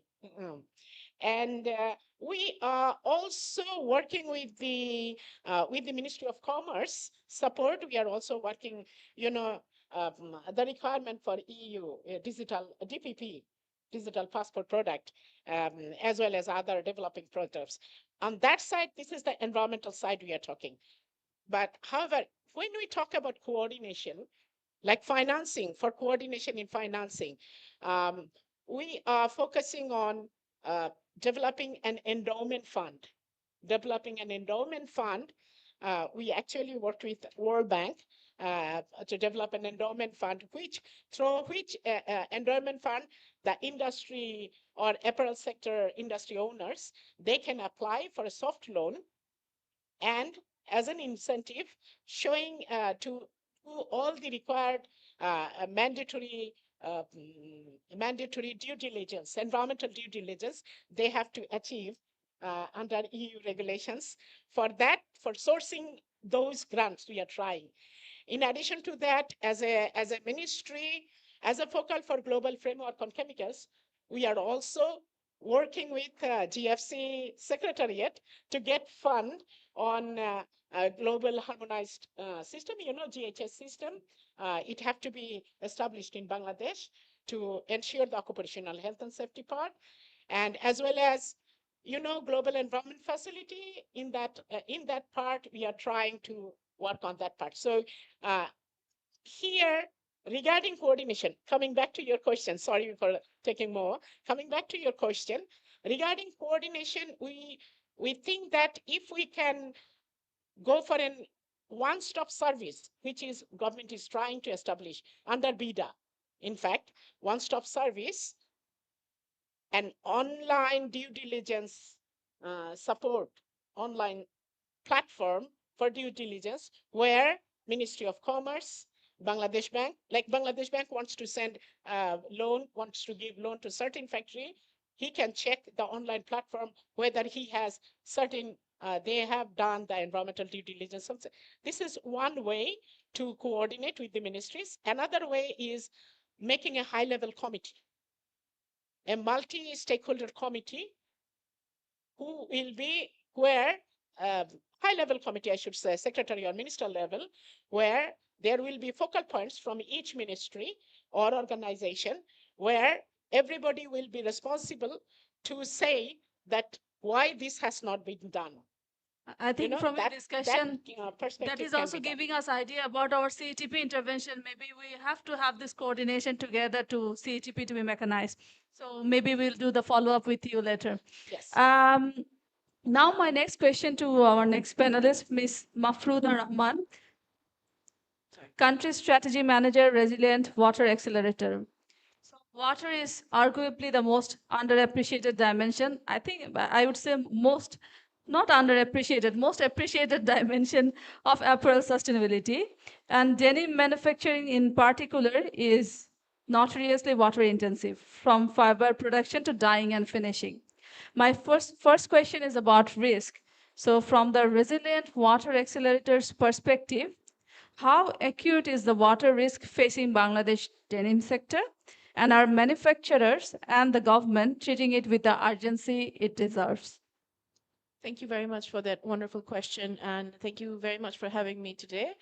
I think, like you said, whether it's underappreciated or overappreciated, it is overappreciated in the term that it is one of the key factors in the textile apparel wet processes.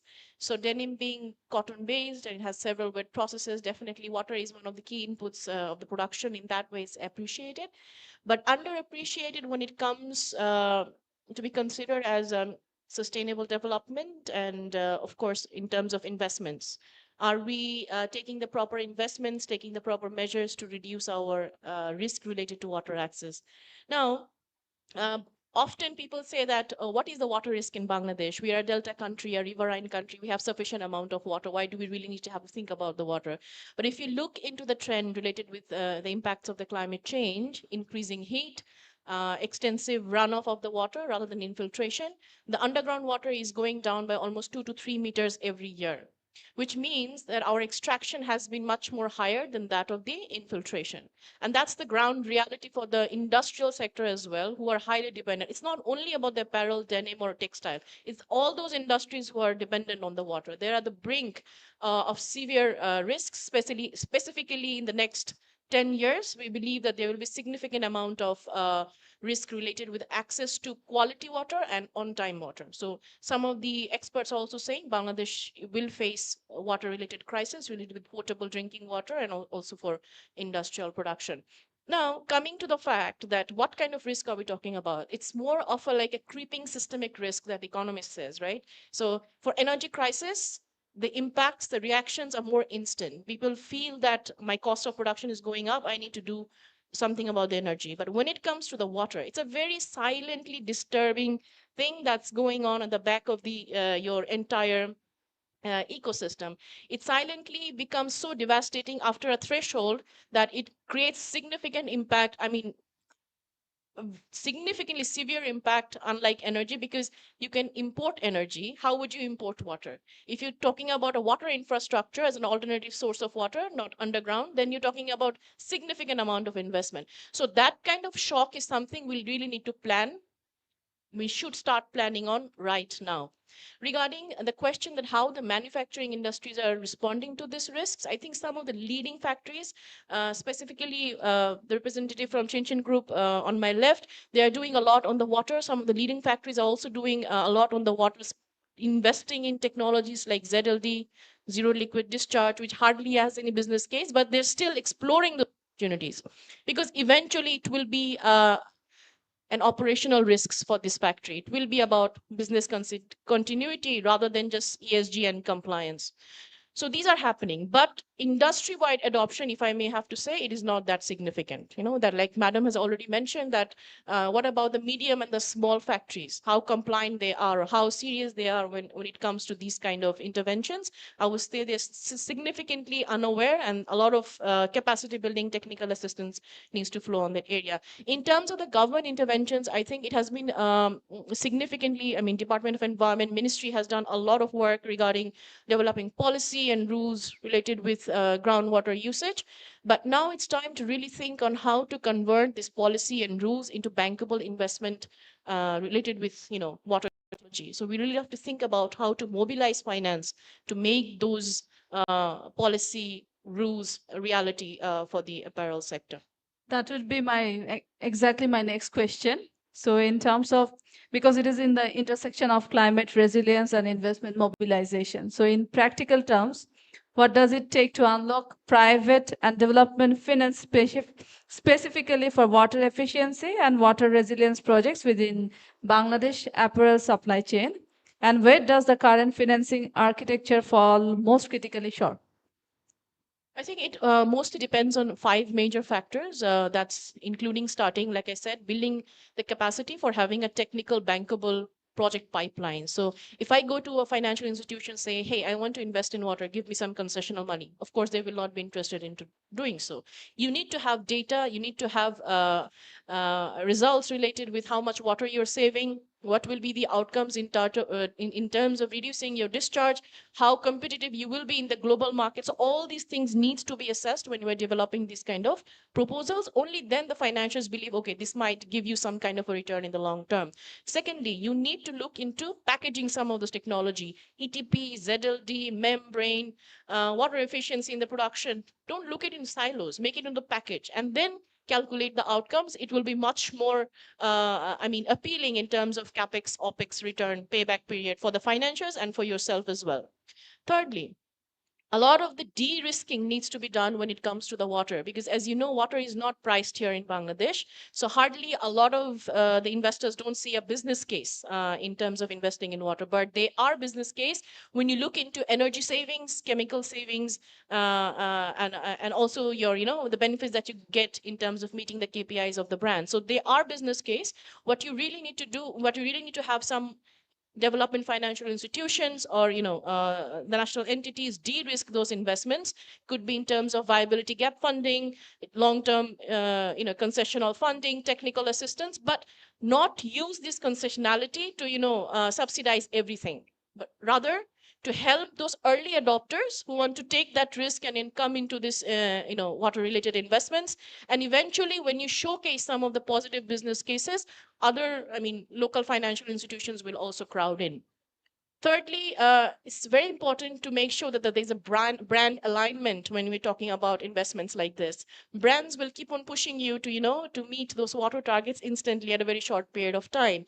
But that's quite difficult for our suppliers, and with also very thin margins, it's quite difficult for them to go for those investments. So they will also have to participate in this financial architecture. Another important thing is the MRV system. So monitoring, reporting, verification is important when it comes to water. And as our sir from Central Bank has already mentioned that, Bangladesh Bank has allocated around 5% of every financial institution's loan disbursement for green finance and 40% for sustainable finance. So if we can really prove water outcomes and connect that with this reporting architecture that's already there, established by the central bank, we can definitely mobilize a lot of the finance for this kind of water investment. Lastly, the shortfall, I believe, is mostly that no one considers water as an investment class. You look into factories, they talk about decarbonization, they talk about renewable energy, energy efficiency. You have financial products dedicated to these kind of investments, but when it comes to the water, they hardly consider as an investment class. So that mentality, that change of mind needs to be there to mobilize significant amount of finance. Thank you so much. You gave us really very good ideas. Maybe we need to follow up from that aspect as well. So my next question to my next panelist, Mohammad Sohel Sadat, chairman from Shinshin Group. As a manufacturer who has walked the talk on sustainability from lead certified factories to water recycling, your perspective is invaluable. My first question is about the reality of green finance. What has the actual experience of securing green finance look like, and where did the system fall short of what the sector genuinely needs? Maybe from your experience. Yeah, thank you very much, ladies and gentlemen. Good afternoon. Thank you very much for having me here. Actually, first of all, I would like to highlight that sustainability agenda is like very vast. And when we are sitting in the ground and when we have those policy level or Bangladesh Bank or so many steps, but if we talk about the SME or the small medium industries, they don't know about it, they are not aware. So sustainability agenda is like as a whole, we have to really take it not as a business case, like maybe first of all, we have to take that, no, we have to bring it up and it's a different perspective. Example, if we say that like first of our journey into green finance began not from the incentive, from the responsibility. Shinshin Group is using renewable energy, energy efficient machines, energy recycling, use water reuse, then all from the sense of responsible business because we cannot endanger the earth since we have only one earth to live. We have currently 284 LEED green certified factories certified by the United States Green Building Council. Out of top 100 LEED green garment factories in the world, 62 are located in Bangladesh. Shinshin Group have 2 among them, and we have many more coming in the way. Green factories are not just getting the higher prices, nor they need the received grant or for making it greener. It is our entrepreneurs who are actively and proactively engaged in doing that from the responsibility, from the positive mindset. Of course, our buyers are collaborating in this journey, but I think we have many a scope to do it more, strengthen it more better way. As far as the access in green finance concerned, especially Bangladesh Bank green financing instruments, of course, Bangladesh Bank in a policy level, like the organization, but when it come to the commercial bank, first of all, I don't know. It is my personal feelings that they don't open up, they don't share the information, and they don't want to like do the marketing for this green financing. They want to sell their product because they have the profit target. And all the time we go there, they bring so much of a rules and regulation that is maybe sometime we qualify, we can manage, but for a small medium entrepreneurs, maybe sometimes they don't understand as well. Then the next point comes like, okay, then if we talk about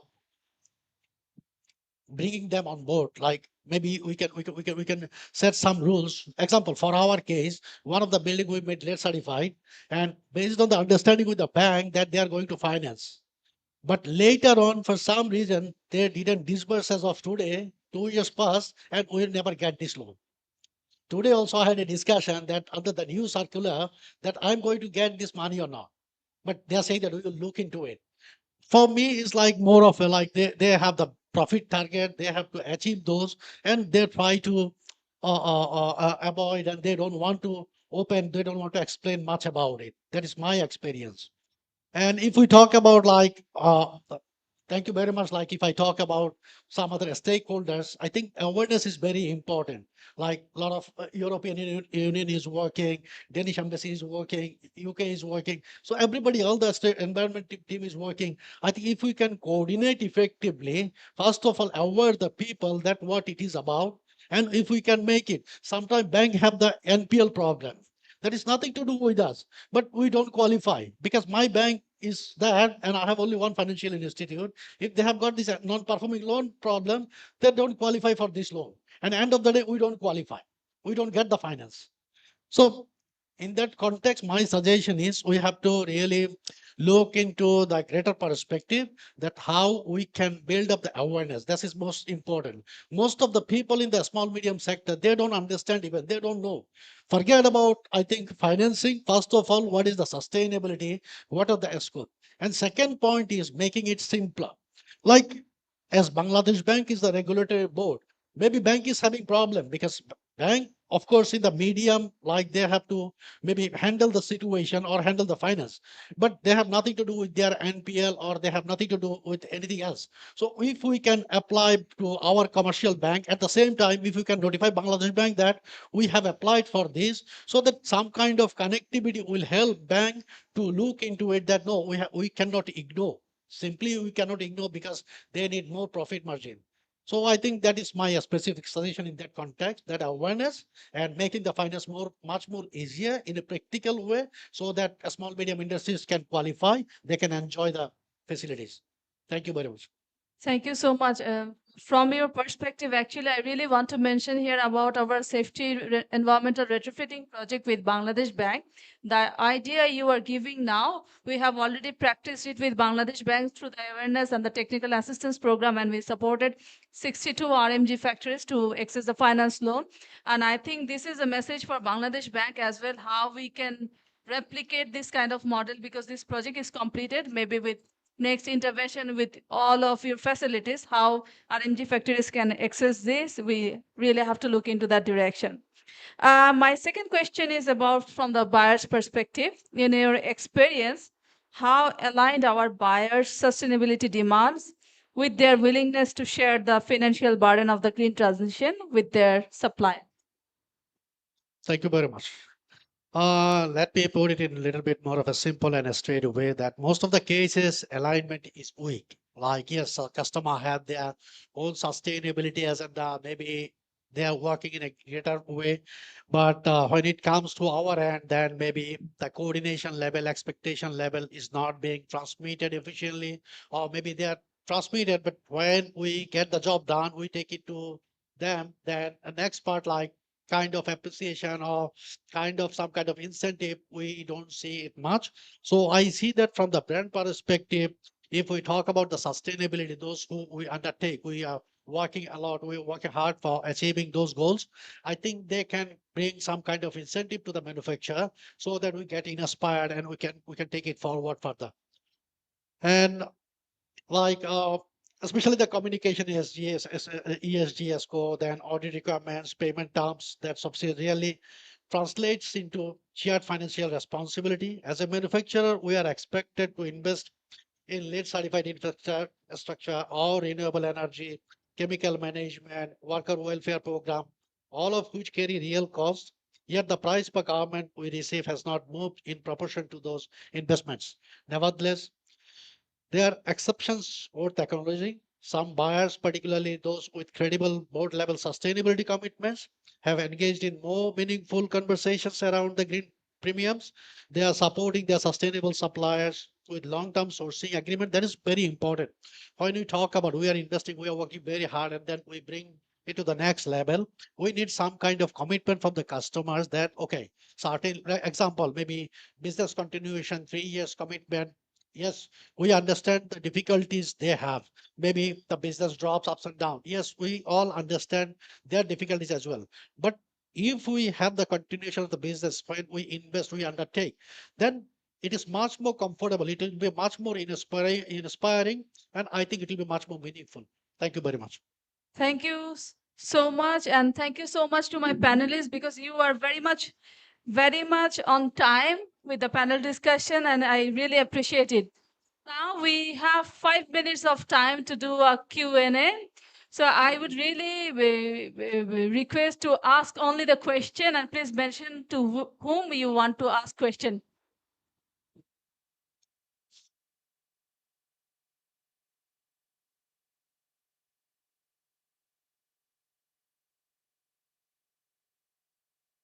I would like to ask the question to Dr. Famida Kanom. Great to see all these initiatives on helping the sector to recycle the industrial waste. But, and also combined question to Mr. Kukuk, what about the waste in the streets? If something can help the sector and if something can help the image, the international image of Bangladesh in the world, it's cleaning the streets. So what are the initiatives there?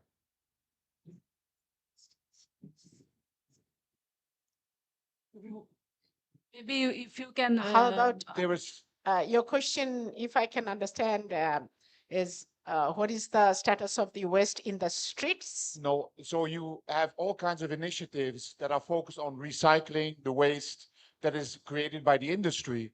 But what about recycling, collecting the waste that are out there in the streets of Dhaka and Bangladesh? Okay.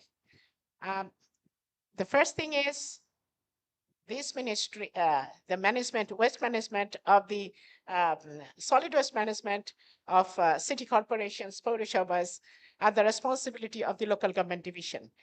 And our ministry has the Ministry of Environment, Forest and Climate Change, as well as Department of Environment, has promulgated the rule, solid waste management rules 2021, where it is said by the local government division and local government authorities like city corporation have to do, according to the rule, the source segregation, separate the wastes in the MRF, material recovery facility they have to develop, and then reducing the waste, recycling and recovering all the wastes, and whatever which the amount of waste which cannot be recycled can go to the sanitary landfill.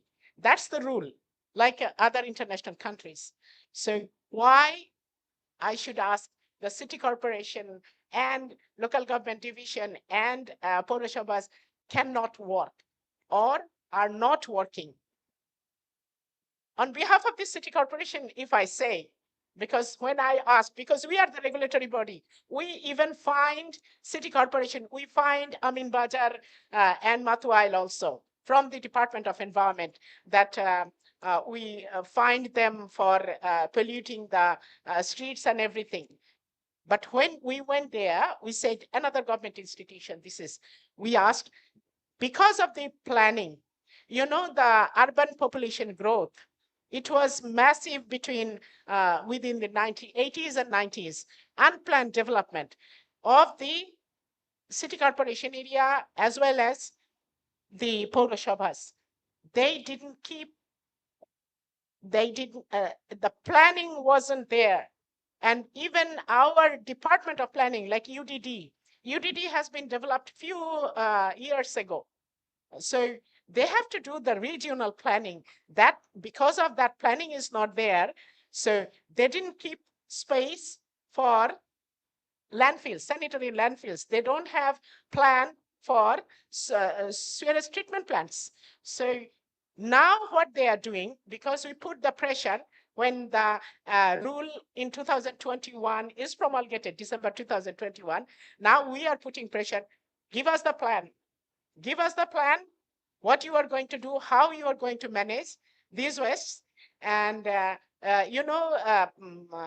for the new government election manifesto, this one came strongly, and hopefully they will work now and they will give us the plan and they will develop that way. I And just they are working, in fact. One question only. We are also hopeful. Maybe this gentleman in the second row. But this is outside of this area. Very precisely. Sure. Hello, everyone. This is Bappi. I represent a sourcing office in Bangladesh. So with the new rules in the EU with CSDDD green transition, there is further pressure on the suppliers on investing in sustainability practices. So my question, especially to Mr. Edwin, since he's representing the EU delegation, is there any initiative where the brands are also participating or contributing to the investment? And secondly, if there is any regulation where the brands are also responsible to ensure a better purchasing practices for the factories who are following the sustainability rules and ensuring a better environment for their facility. Thank you. Brands. Thanks. You are talking about brands, right? Brands. Okay. Um, actually, Switch to circular. Mhm. Switch to circular. Yes. So in the switch to circular project, indeed, there is involvement of H&M in two pilot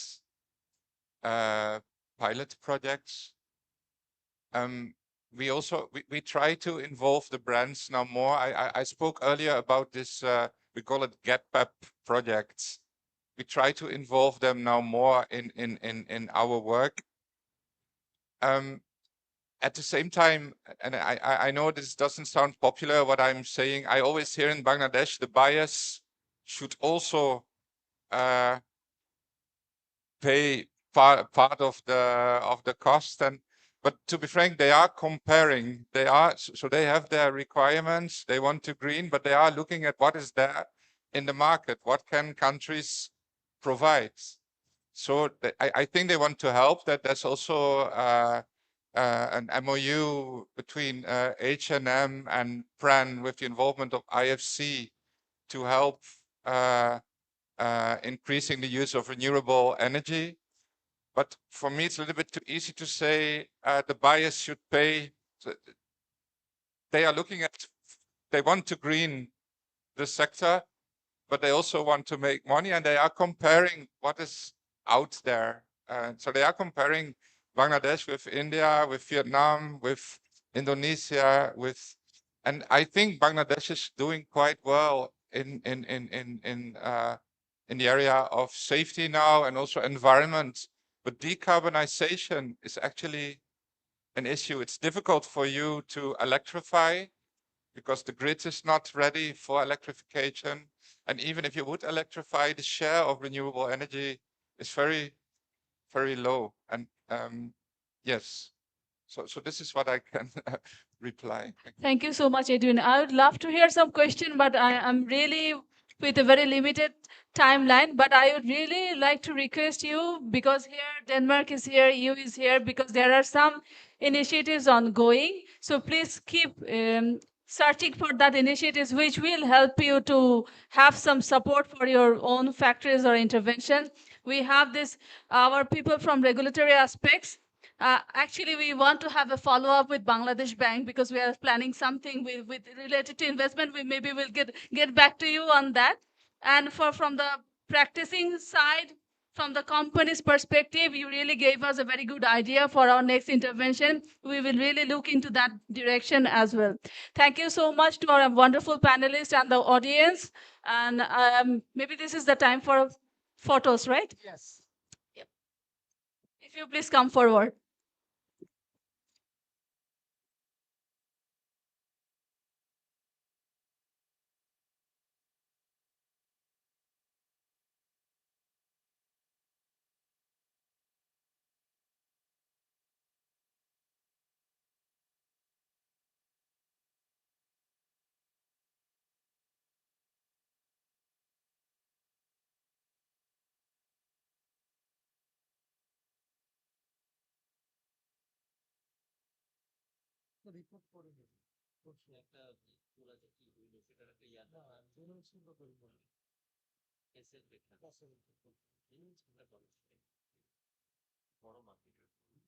Thank you so much. So we'll move on to our next and the last panel discussion.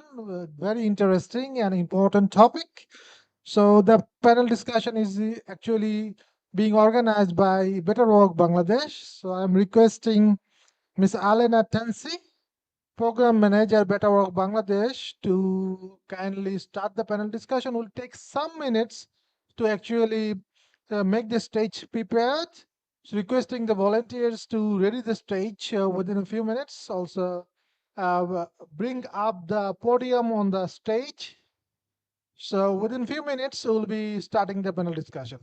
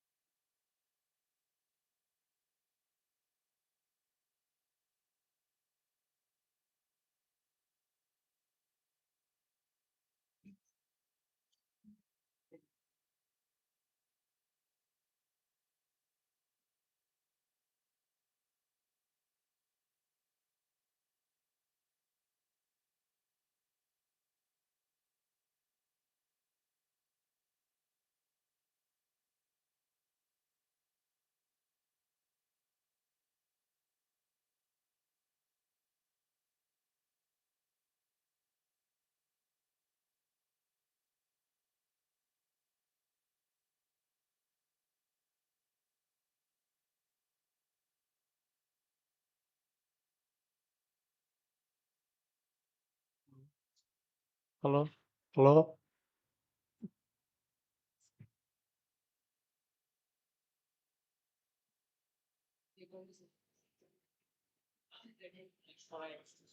Perfect.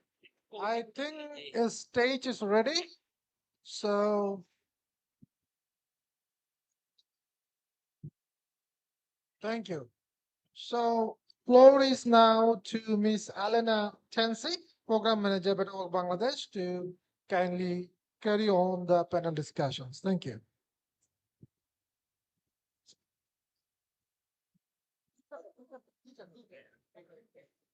এগুলো কি উঠায় ফেলছে নতুন এগুলা উঠায় দেন তো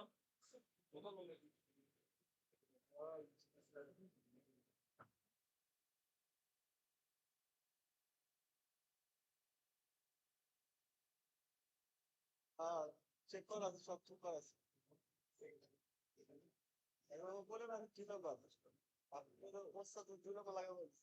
Kindly requesting all to take your seats.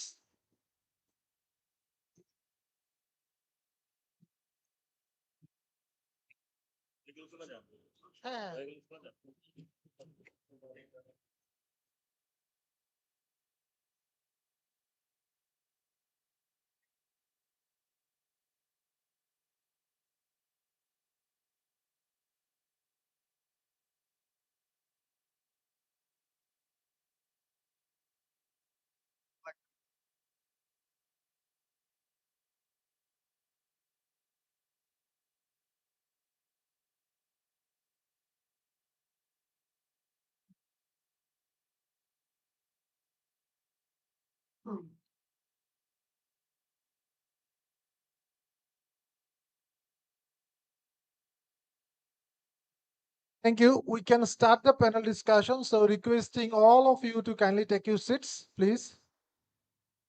So kindly take your seats.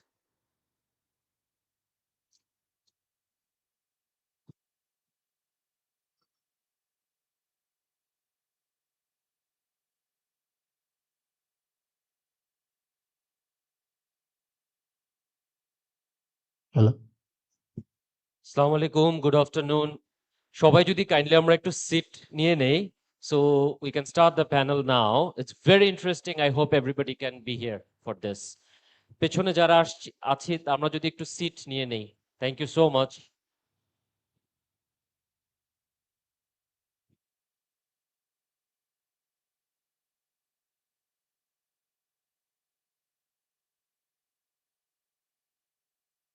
শুভ সন্ধ্যা শুভ সন্ধ্যা কি অবস্থা ভালো অবস্থা can everyone please have a seat all right so শুভ সন্ধ্যা আমার নাম Elena Tanzi আমি program manager Better Work Bangladesh. Good afternoon. My name is Elena Tanzi, and I am the program manager of Better Work Bangladesh.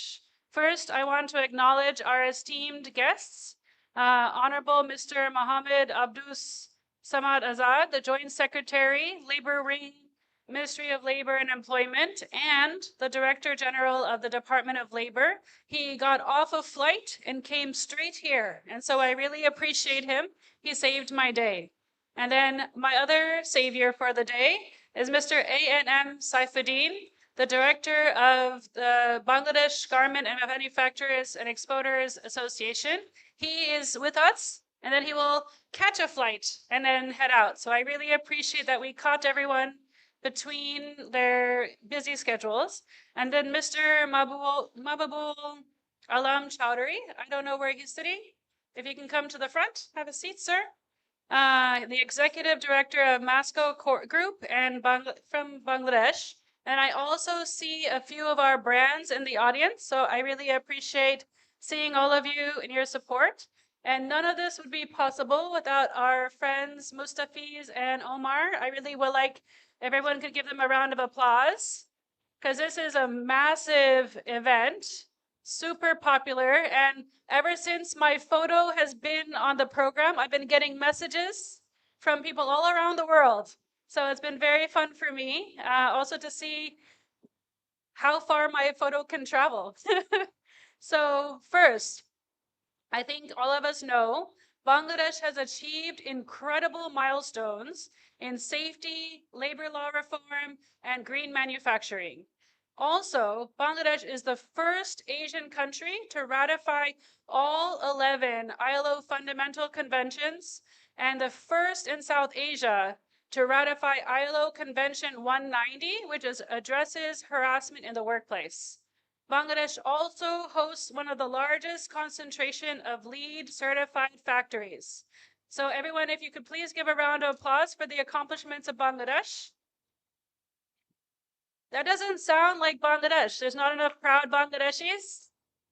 All right, thank you so much. And today, the size of the Bangladeshi economy crossed $500 billion. And so even though we've been in this 3-year period of transition and many things have changed, the world is changing, Bangladesh's economy grew by $50 billion, which I think we really should think about how dynamic and diverse this economy is. And then, as I said, it's also been a period of transition. Bangladesh has navigated this period very well, and I think we should really, I think we got through the interim government to a new government, and we really appreciate that even though the new government has only been in power for a few months, they have set an ambitious and commendable agenda on labor, and even in the first 180 days. So I hope again we can give Bangladesh a round of applause. All right, we're getting a little bit better. All right, so I'm American. I'm very interactive, and I am the daughter of a diplomat and a school teacher, right? So I will regularly ask, for your engagement. Thank you so much. So as has been mentioned by, I think, every panel I've seen, Bangladesh is navigating a critical turning point, preparing for the LDC graduation. This will change and reshape global trade dynamics. And I know very well, I'm not Bangladeshi, but I know Bangladesh is not new to complexity, right? And not new to dealing with change. I would say, I keep thinking to myself, if being rich was about hard work, Bangladesh would be one of the richest countries in the world.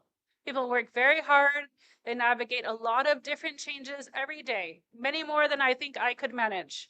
So even though they have been through many times, you have all been through many different complex times, one of the things that we at Better Work really are proud of, and also is our cornerstone for our work, is our data. So that's why we have this discussion today, woven in data, the past and future of Bangladesh's global competitiveness. So we really want to learn from the past to guide us into the future.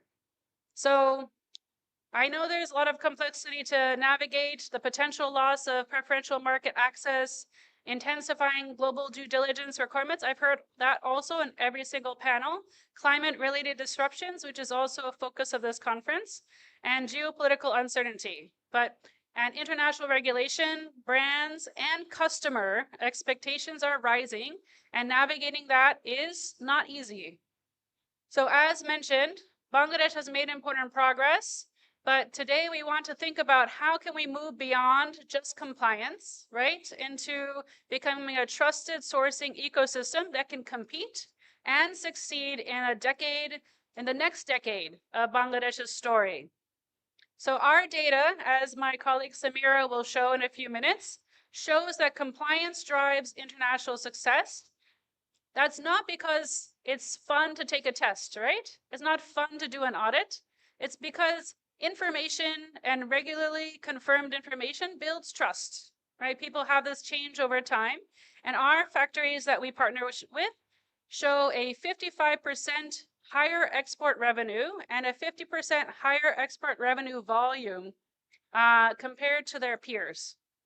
We also see a more diverse range of buyers and customers. And in a complex, changing time, it's important to have that diversity because things change. You need many different paths to navigate. And so information moves at lightning speed. Supply chains are also facing these strict legislative liability and rising customer expectations. Data is not just about audits. It's a tool for transformation, predicting systemic risk, and providing stability. So finally, our goal today is to explore how the Bangladeshi ecosystem can learn from its past to help plan for the future. We're hoping to weave together our data, our experiences, and our choices for a stronger Bangladesh. Thank you, and then I would like to turn to my colleague Samira to share the presentation. Thank you, Elena. Good afternoon, everyone, and welcome to our panel discussion, Woven in Data. As Elena mentioned, my name is Samira Manzoor, and I'm the research officer at Better Work Bangladesh. And I will be your guide for the next, I hope, 10 or so minutes. To set the global stage, let me start with a short video from our colleague Nikita, based in Geneva.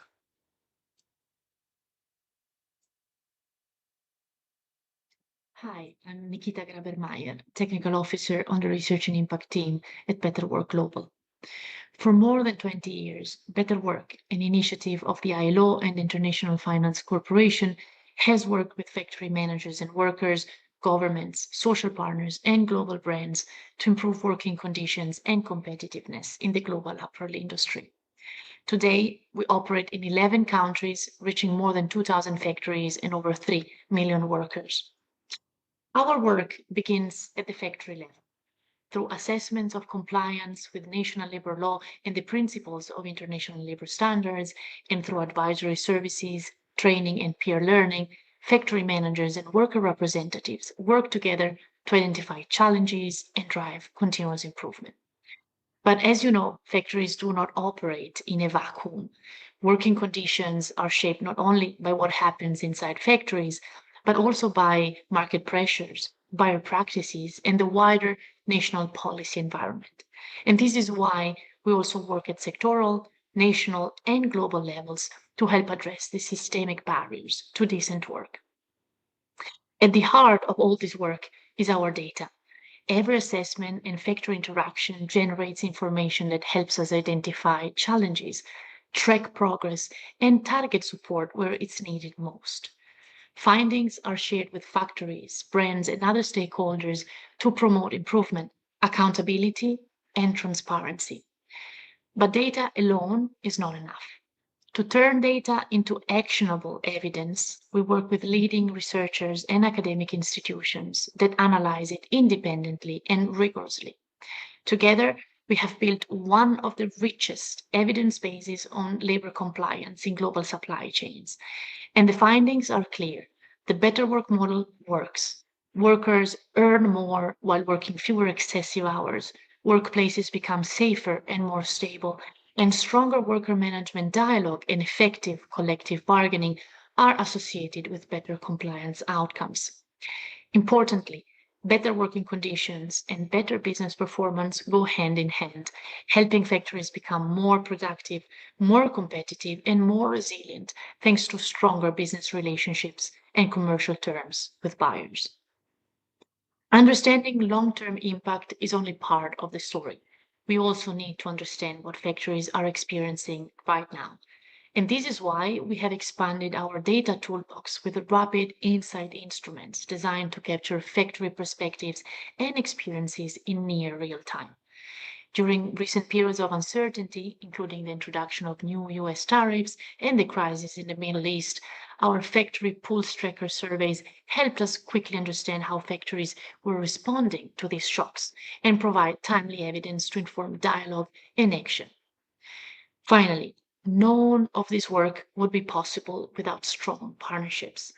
Researchers help us transform data into credible, robust evidence, but also employers and workers' organizations, buyers, and other partners can help us reach beyond our own footprint and share lessons learned across the industry. Because ultimately, data itself is not the goal. Better workplaces are, and achieving them requires robust evidence, trusted partnerships, and most importantly, a shared commitment to turning insights into change. Thank you.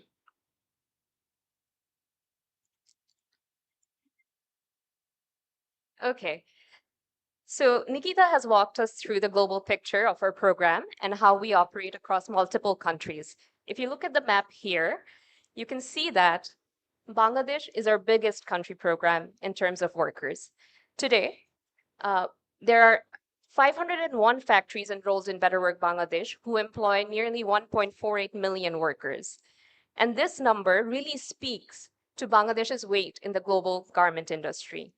Now let's zoom in on Bangladesh and share, and we would like to share what we have and how we know it and what else we would like to know. This is just a visualization of what Nikita had shared. So we have three primary data sources. The first comes from our operational data through assessments, advisory, and training. Second, we have research insights from independent scholars who help us capture the program's impact, as well as to connect what is happening inside the factories to what is happening outside in global markets. And the newest layer, our Pulse Tracker, which is a rapid survey tool that helps us generate somewhat real-time insights into what factories are experiencing, their experiences, concerns, and suggestions for the future. Each of these layers, they answer different questions. And together, they help us build a more comprehensive picture of what is happening in the industry and how we can support them. Now, I would like to show a snippet from a study conducted in 2022, and Elena had referenced this earlier as well. So we worked with a group of researchers from the Graduate Institute in Geneva, the London School of Economics, and Columbia University to understand whether how better work was shaping outcomes in its enrolled factories. The researchers used our compliance data as well as external data sources, including an in-depth worker survey, customs data from the Bangladesh Customs, the labor force survey data from Bangladesh Bureau of Statistics. And they compared the working conditions and growth trajectories between enrolled factories and comparable factories that were outside our program. The study found that in Bangladesh, Better Work Bangladesh, the enrolled factories had improved their compliance by an average of 33%. You can see it in the first box there on the left. And on the business side, the remaining 4 boxes, these factories recorded 55% higher export revenues, 50% higher export volume. And perhaps most interestingly, they received a 5% price premium compared to their counterparts. This premium showed no pre-trend before enrollment in the program, which points to a genuine program effect. This suggests that the improved working conditions, increased transparency, and improved reputation had contributed to this price premium. Thank you. These are neither small nor accidental gains. This is what happens, or what can happen, when working conditions, good governance, and business performance are treated not as trade-offs, but as complementary and interconnected factors. And we have been hearing this throughout the different panels today as well. Now, second, I would like to share a bit from our last pulse tracker. I think this is showing up a little differently than we had planned, but it's okay. This is the latest from our data toolbox, whereas the 2022 study tells us about better work participation, what better work participation has meant over time. The pulse tracker tells us what factories are experiencing right now. Earlier this year, in January, the Pulse Tracker surveyed 247 factories in our program who shared their experiences and suggestions. This slide is showing data from just 3 of the many questions we asked. And when you look at this, please bear in mind that these were collected before the most recent developments in global politics and supply chain disruptions. In the survey, 99% of the respondents, which is nearly all, told us that they had fully implemented the required 9% wage increase in 2025. So they were able to absorb this cost. At the same time, 80% said that they were expecting costs to rise further in 2026, either through fuel costs, raw materials, and just overall production costs. And also very interestingly, only 7% responded to this cost pressure by negotiating higher prices with the buyers, only 7%. So something to keep in mind. And we also asked the factories what kind of help they would like. And the answers were as expected and also consistent. 4 things stood out. Respondents wanted more equal and fair FOB prices that reflected the reality, stable long-term buyer partnerships, reliable energy and infrastructure, and easier access to finance and transparent regulations. This is nothing new to us. We have all heard this before, but it is still powerful to see this come through in numbers and as a unified voice. And these are all actionable, thank you. And these are all actionable suggestions that all industry actors should consider. Oh, before I go this, I just wanted to pitch another thing. So far, our Pulse Tracker has surveyed all factories that are enrolled in the Better Work program, but we are very keen on expanding this Pulse Tracker to factories that are not in our program.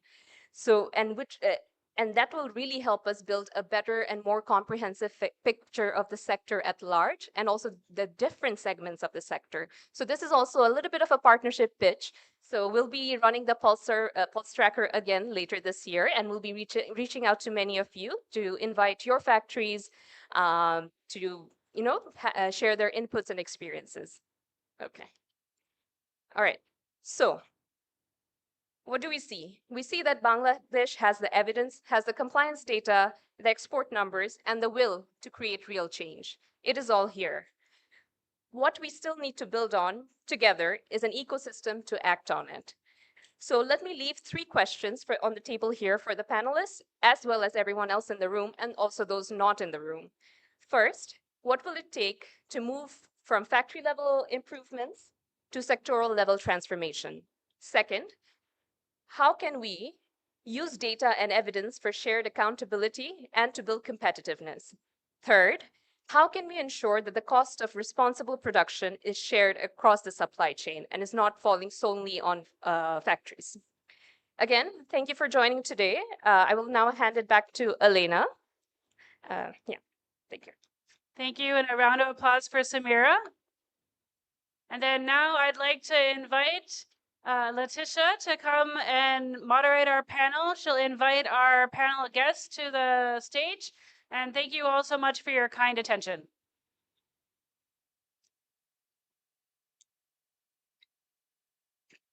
Thank you so much, Alina, Samira, and Nikita online for this very insight presentation.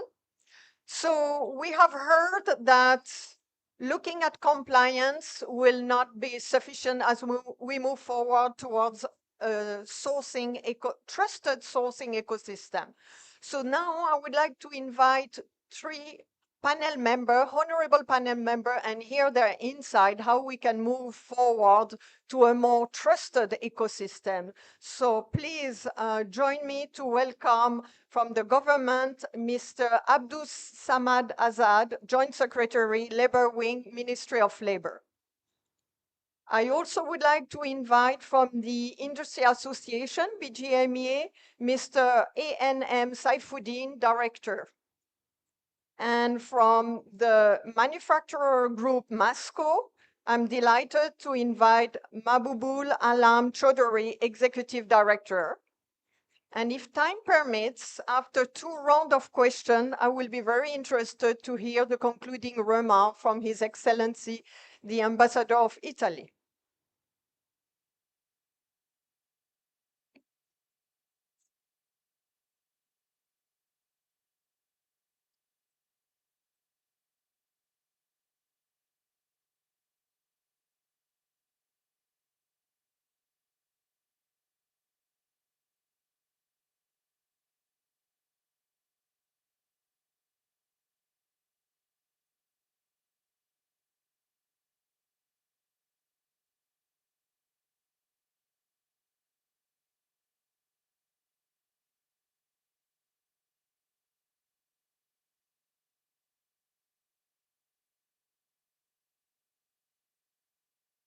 Thank you so much. So thank you so much for being with us today. So I will have 2 rounds of questions for you. Bangladesh achievement, as we are on the verge of LDC graduation, has been outstanding. We have seen the ratification of 11 fundamental pieces of standards. We have seen this year the approval for a new Bangladesh Labor Act. I think ratification of Convention 190 is the first South Asian country to ratify. And I believe that Bangladesh is now also playing a very leadership role in International Labor Conference in June, which is concluding now, as Bangladesh is a vice president. And also in UN General Assembly, Bangladesh will play a very important role. So after hearing this presentation, how do you see your priority intersecting with ours from Better Work, but also from the different implementing compliance agency? How can we be helpful to you? And how do you see using data going forward?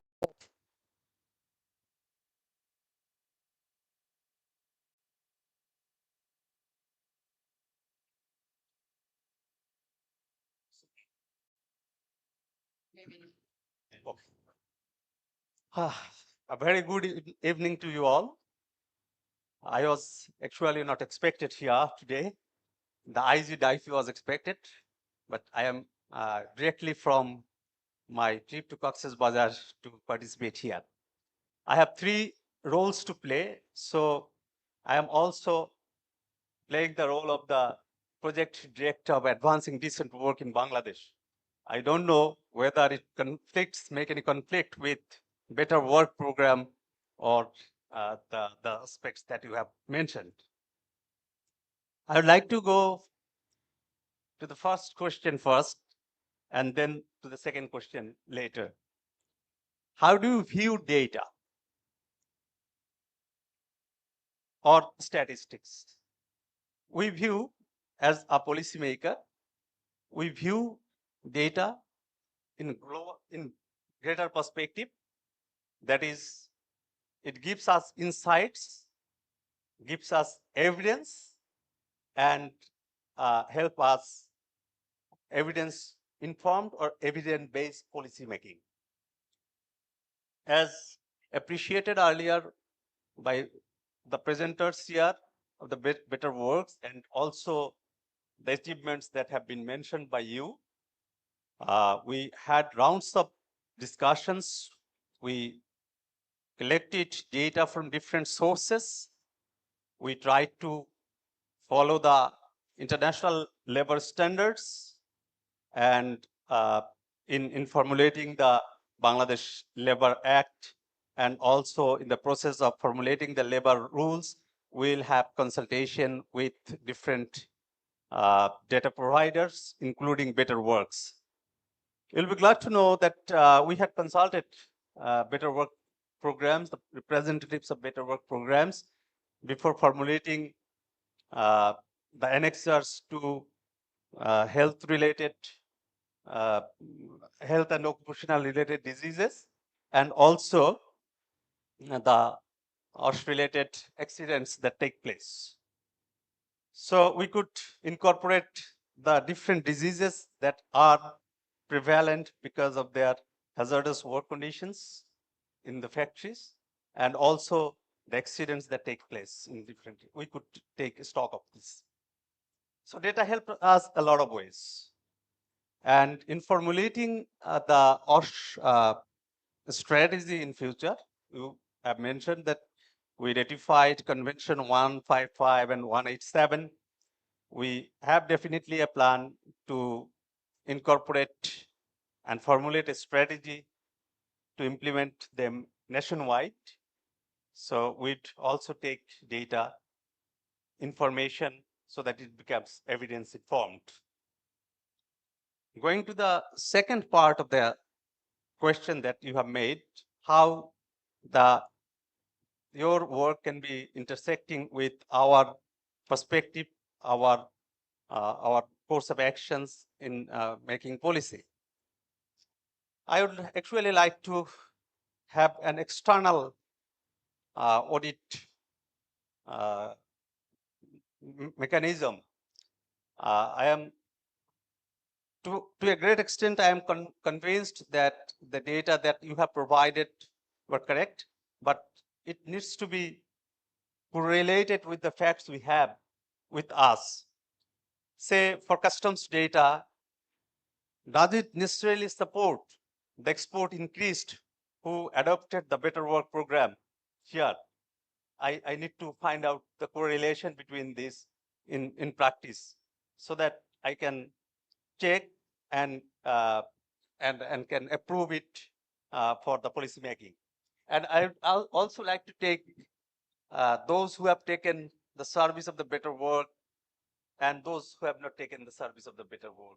I need to judge, evaluate, and compare, and then go for evidence-informed policy making. Thank you.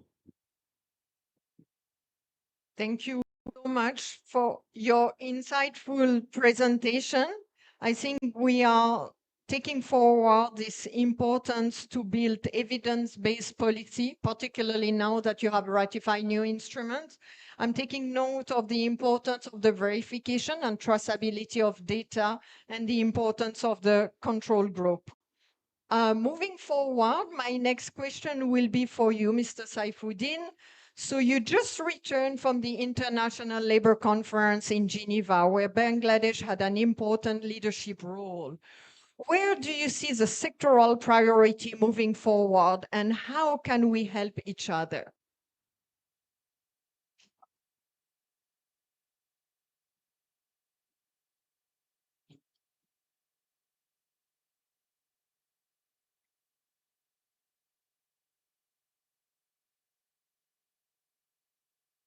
Thank you, Latricia. Good evening, everybody. Actually, in last 12 years, this is first time I couldn't or didn't completed the total conference. I supposed to stay there up to 12th, but somehow I have returned earlier, and that is why today I am here. This year ILC was very tempted. The key sectoral priorities from this ILC 26, beside platform economy, it was a very tough topics. I have attended 7 days. It was in a very crucial situation, the platform economy. There's a big bargaining going on, lots of brackets was there. Beside this, include this time advancing gender equality at work. It was very another issue. Strengthening social dialogue and sustainable business practices. Out of 4 areas, these 3 areas was discussed. And better work and factories under better work can help each other by aligning these goals of ILC 26 to build resilient, compliant, and competitive supply chain. Here also, I'm glad to share, this time ILC Bangladesh was in a good position. Our High Commissioner chaired as a vice chair. She was elected from the government side. Again, there is a big appreciation for the amendment of BLA 2026. And there is another good news for us as a Bangladeshi. Since 2017, we were in the top worst country list in as per ITUC. This time, ITUC, they are glad to release us from worst country list. Top 10 worst country list, we came out. So, as just returned from ILC, as Letitia asking me, these 2 good news I am sharing, and other 3 ongoing. BITOG working on that. Our DIFE working on that. Lot of other audit firm also working on that. We are moving forward. This is the main point, and definitely we'll do better in future. Thank you. Thank you so much, Mr. Saifuddin. And indeed, a lot of subjects seems to have been in the highlight this year. I'm glad to hear that Bangladesh was properly appreciated for their labor law reform and progress. And we are very much to hear what will be coming out of the platform economy and advancing gender equality. Moving on, I shall turn to Mr. Chaudhary, and a question for you. If you could tell us a little bit more about your journey with Better Work, and how have you changed business practices over the year? Thank you. Good afternoon, everybody. First of all, I would like to thank Better Work Bangladesh and Bangladesh Denim Expo to organize this important discussion today in this critical situation of our apparel business. Bangladesh apparel is one of the key economic driving engine for our economy. And we have already achieved significant milestone, and we have shown our commitment, we have shown our resilience during very toughest possible time. Especially after the Rana Plaza, Bangladesh is already proven that we are one of the safest industry we do have, having with more than 250 green factory. This clearly shown that our commitment and resilience towards the commitment of the global requirement. So textile and apparels always changing its dimension and requirement in different times. And we have always tried to adopt with the new requirement. So nowadays, with the comply with the SDG goal, what is we have to complete by 2030, and also other requirement, especially European Union due diligence law and other requirement, the business requirement is shifted from one direction to the other directions. So if we talk about if we reply to your questions about the when we have started our journey with better work. We have started our journey with better work in 2018 with one of our industry called Shanta Expression Limited. And since then, we have extended our cooperation with Better Work Bangladesh.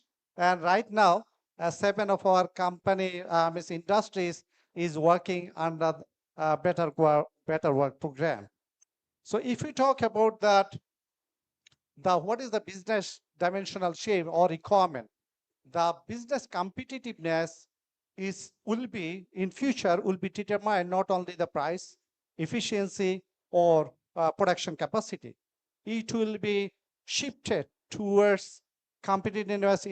Buyer is increasingly demanding for trusted manufacturer who can demonstrate their resilience, trust, better working environment, social environmental sustainability, better labor practice, and also the stronger labor practice. So this shifted, we need a huge amount of data that how can we move forward. So Moscow is continuously improving. Our philosophy is to improve continuously. We called it Kaizen. And also the Better Work is working with us since 2018. And there are certain key achievements we already accomplished out of this Better Work journey with us that I would like to share. First of all, Better Work help us to create a proactive, shifted our journey to reactive compliance to proactive compliances. So what does it mean by reactive compliance and proactive compliance? Reactive compliance means is whenever there is an issues, we try to address these issues. Nowadays, we try to focus more on more sustainable approaches, which we can eliminate through the systems. So these are the things we learned from the Better Work. And then the second one is that it was created proactive continuous improvement.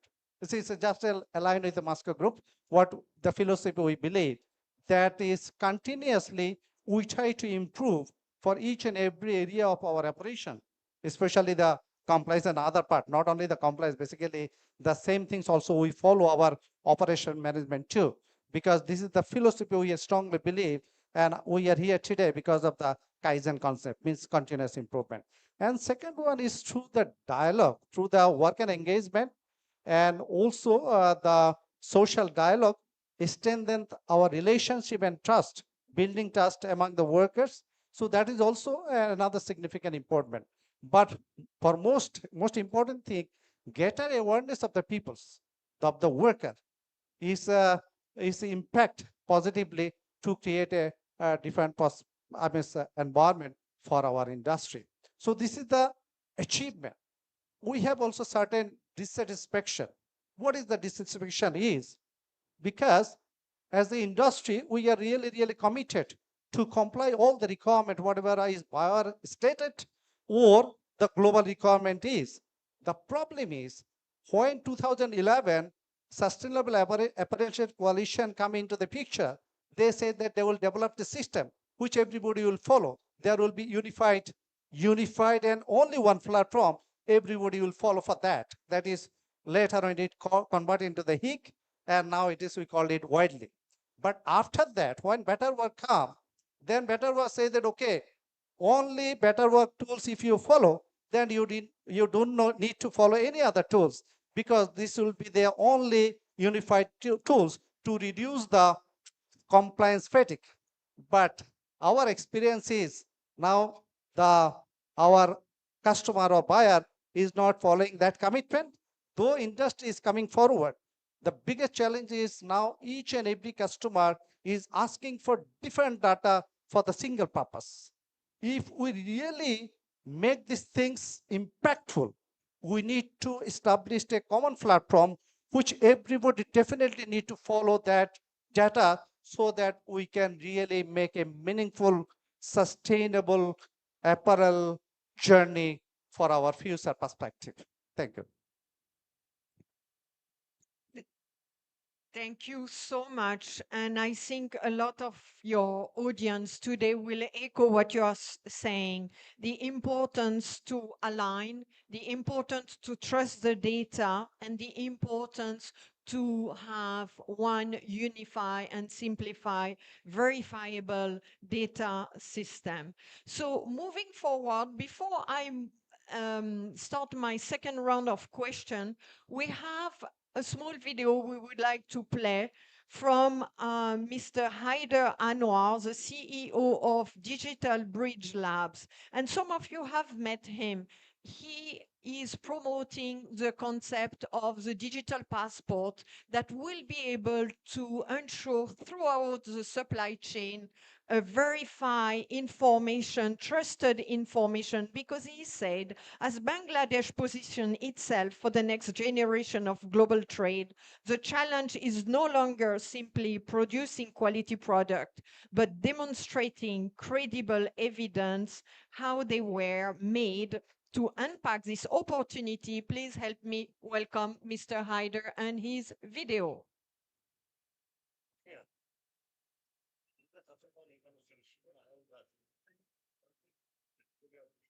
My name is Haider Anwar, and I'm the CEO of Digital Bridge Labs.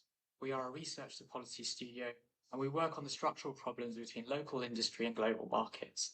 And we build the bridges where technology, trust, and trade meet. As Bangladesh approaches the LDC graduation, the old advantages narrow. Differences fall away, due diligence becomes mandatory, and sustainability reporting becomes the price of entry. And the digital product passport arrives. The question is no longer whether we can manufacture, it's whether we can demonstrate credibly and consistently how our products are being made. Because a digital product passport isn't a label, it's actually evidence, traceability that you can trust, verifiable record of environmental performance, sourcing, working conditions that buyers, regulators, and investors can rely on. The technology alone does not create trust. Trust comes from the data that is consistent, honest, and standardized.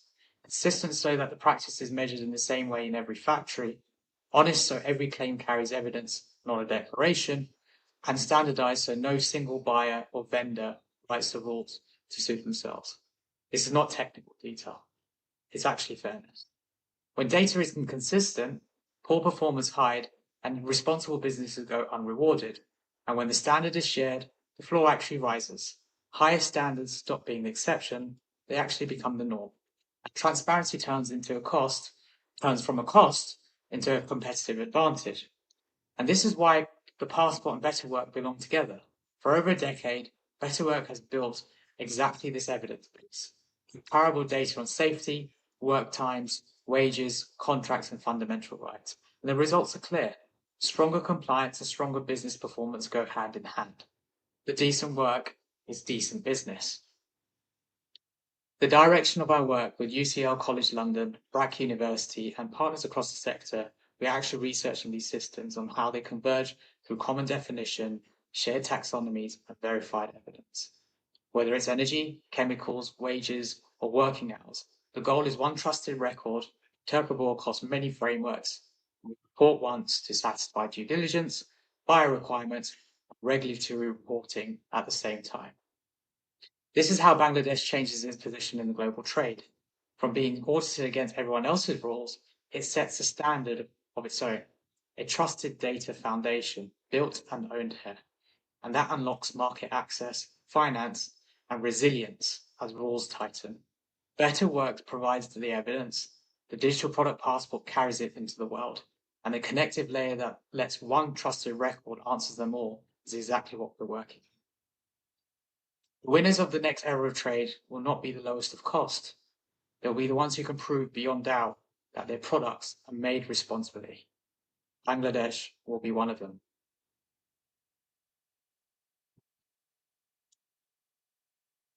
All right. So as we are moving on to the second round of question, we realize that transparency is no longer only about compliance reporting. It's also about using data to better understand and manage the risk.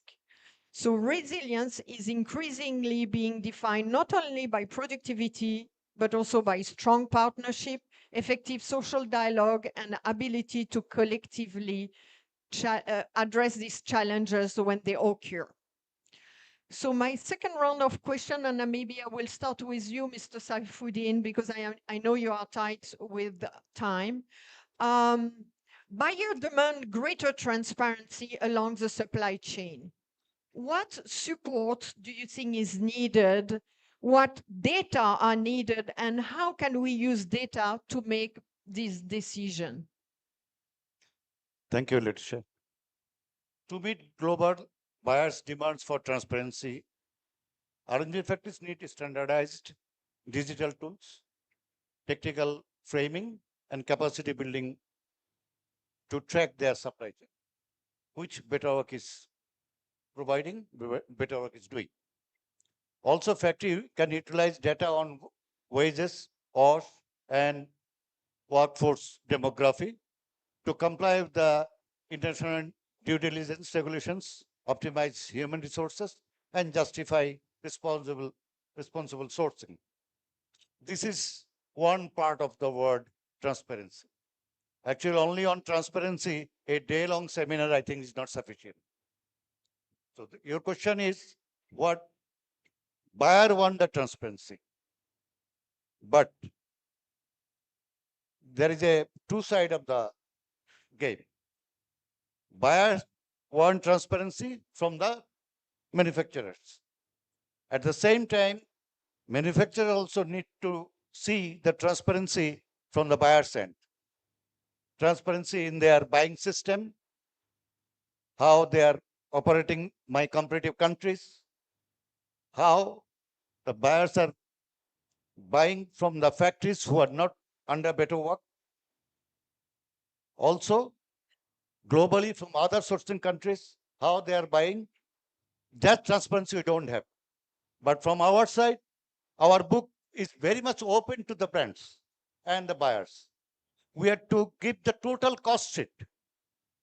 Even sometimes they take into consideration about any incentive given by the government on export for export performance. That also they take into consideration while doing our costing. Even some brands also calculate whether any gain from the currency conversion. So transparent, if you want the transparency should be for everybody. Employer said we will be transparent. Buyer who is buying from me, we also know what is that really, how they are, their policy, how they are doing their business here, how they are giving the prices of us, because every compliance, everything is a cost. So a factory running with Better Work, they have had additional cost. Whether that factories are getting that's additional surcharge or not. If we see we are paying a certain amount for the Better Work, but my another colleague factory who are not running with the Better Work, but getting from the importers through agent in the same price, then there is a question, why should I go forward with this? So when there is a word transparency, this should be transparent, total transparent. Thank you. Thank you so much for this very important to highlight that overlapping audits is probably the opportunity to move away from overlapping audits towards trusted and widely accepted framework that can reduce duplication, but also strengthen I'm sorry, confidence. From this, your very word overlapping. You know that long time we are telling one thing, overlapping of audits. In the last session also, we heard it is discussed. If this is brand-driven program, buyers-driven program. ILO's permanent project, but this is absolutely by the buyers-driven. I need to do business with such a one buyer, and there is a condition we must go through better work. So no option, we are joining. If the factory running with better work and instructed by the brand that if you want to do work with me, you must follow this better work, then why that brand again need another 1, 2, 3 audits? That means buyer themselves not believing better work audit. Duplication of audit means this is a cost, time spending, and a hazardous for us. So that should be also, always we are telling this, you know, that with a better team, and you also, I know, you people also always trying to sit with the buyer to convince them that no need duplication of audit. Only few, 2, 3 brand now, almost 90% of the better work they accept, some 2, 3 points they are doing audit. But most of the cases, there are lots of audits we have to face. That is why always we have a discussion. To what use we are running under better work? Sorry, I can interrupt you, but from that word, I had to take them. I understand. Thank you for this response. I understand. I shall move on. Moving on to the question to Mr. Azad. Compliance is increasingly complex, as you can hear. How is Bangladesh positioning itself as a trusted sourcing hub? What are your data needs and how do you use data to make decisions? What role should shared data play in the future in the sector? Thank you. Let me put things in context because you have 4 or 5 questions all together. Compliance is increasingly becoming complex. Moreover, there are external shocks. Shocks like Middle East crisis, shocks like fuel price going up, Ukraine, COVID. Sequentially, these are coming in. First thing. Second thing, we are going to graduate from LDC. We are poised to lose the market access. It is expected that we are going to lose the market access that was earlier very easy. That is one side. On the other side, the expectations with regards to compliance is going very high. There are expectations of responsible business conduct with relation to environment, labor compliance, good governance, and sustainability. So all those things put together, the things on the left side, the things on the right side, the global crisis and the expectation. There should always be some mitigation of between expectation and reality. So what Saifuddin Bhai has told us, there should be somewhere some mitigation so that better work can be of some help, some support. They are definitely supporting us. And with regards to expectation, we overcome those complexities earlier. Bangladesh is a very resilient country, and we understand calm sea never make a very good sailor. We faced many adversities, and this time we will also face. Coming to the question that you made first, how is Bangladesh positioning itself as a trusted sourcing hub? We have 2 particular policy decisions at hand. We are going to, as our co-panelist has mentioned, that shifting our focus from reactive compliance to preemptive or preventive compliance, proactive compliance. With regulatory point of view, we are shifting our focus from reactive enforcement to preventive compliance mechanism. With regards to law, occupational safety and health, collective bargaining, we are going for automation.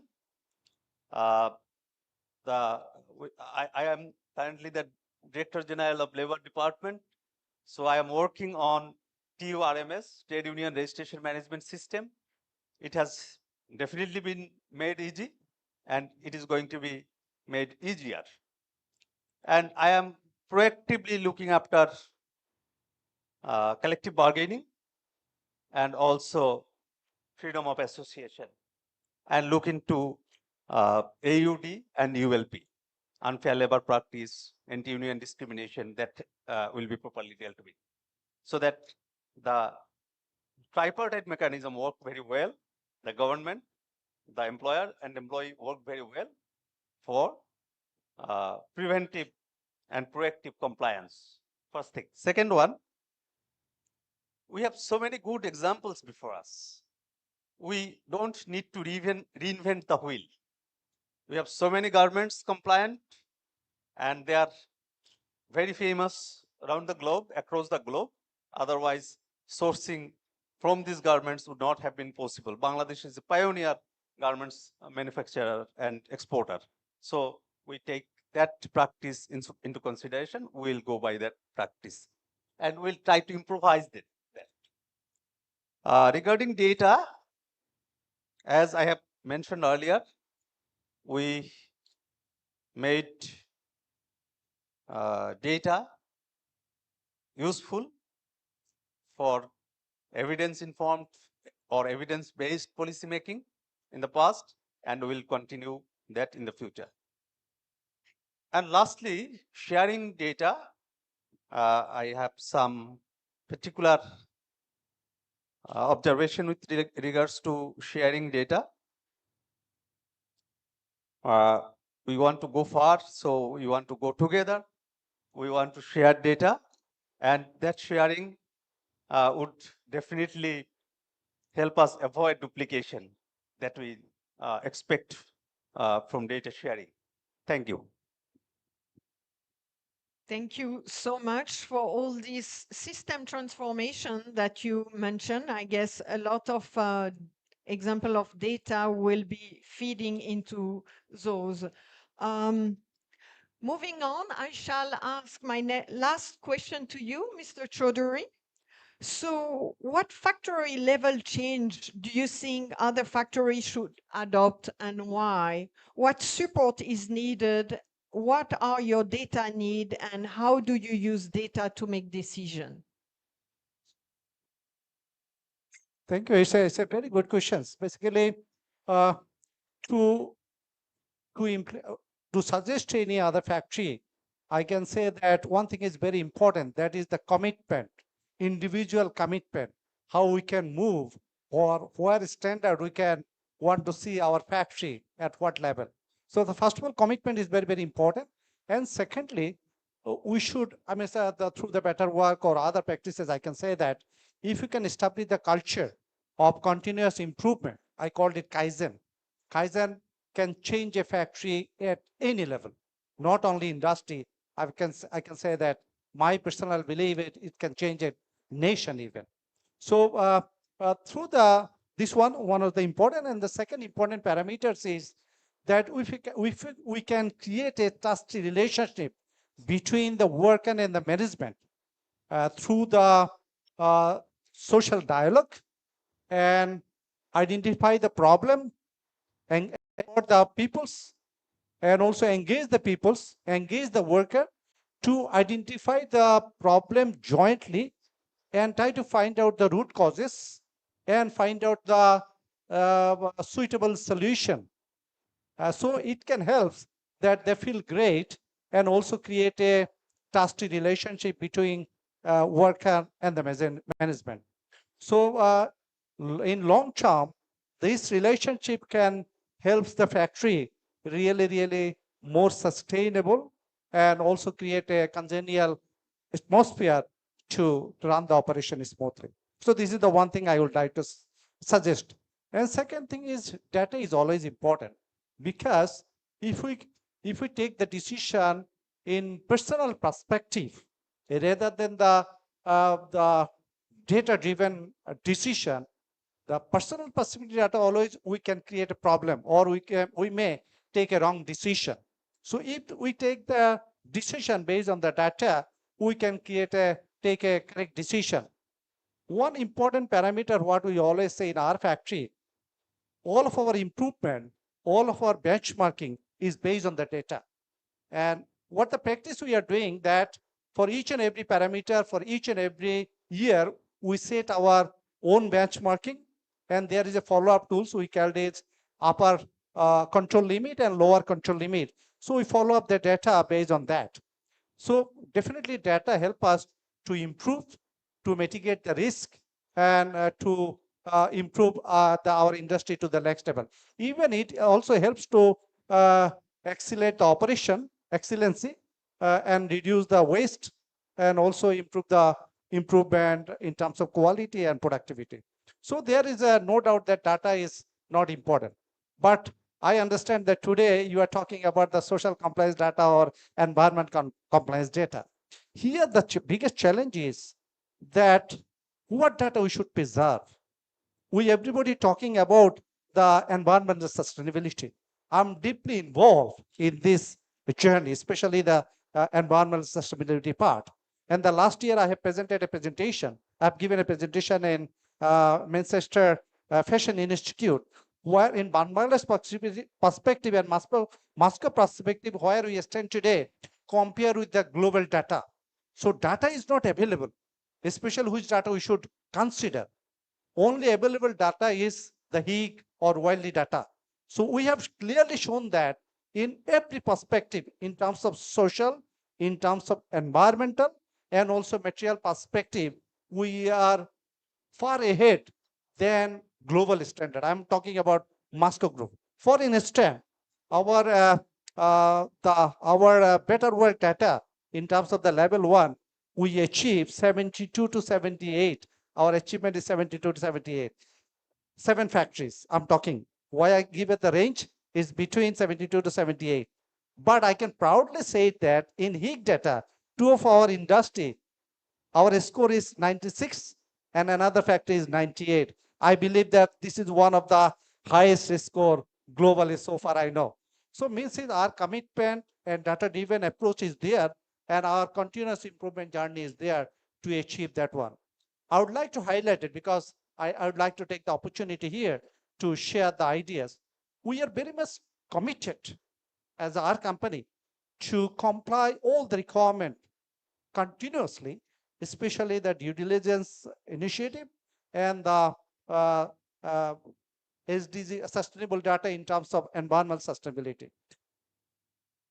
Our commitment is to reduce the carbon emission 42% on the baseline of 2021 and some other initiative. There are 7 areas we have selected and working on it. The challenging part is that what data customer will believe, what platform we can put our data. So until and unless we can define the platform, then whatever the data is, it is not impactful or not show the competitiveness of our country. So I would request here to all the buyers and all the stakeholders to make a really impactful data tools so that we can measure ourselves, and we would like to take the challenge that how far we can go, so that if you can globally measure it, we want to show ourselves, we want to prove ourselves how much score we can achieve or sustainable achievement we can score. So altogether, the data is important, but things is the reliable tools is very, very important to make the trusty data or reliable data for the future journey of our industries. Thank you so much. So I'm taking away the importance of the continuous learning and going back to the root causes and making sure that you identify how to sort out the problem when they are coming. I also take note of this impressive improvement journey that you are sharing with us, but also this desire to see how globally reliable data could be more made accessible to each other and continuously feed each other.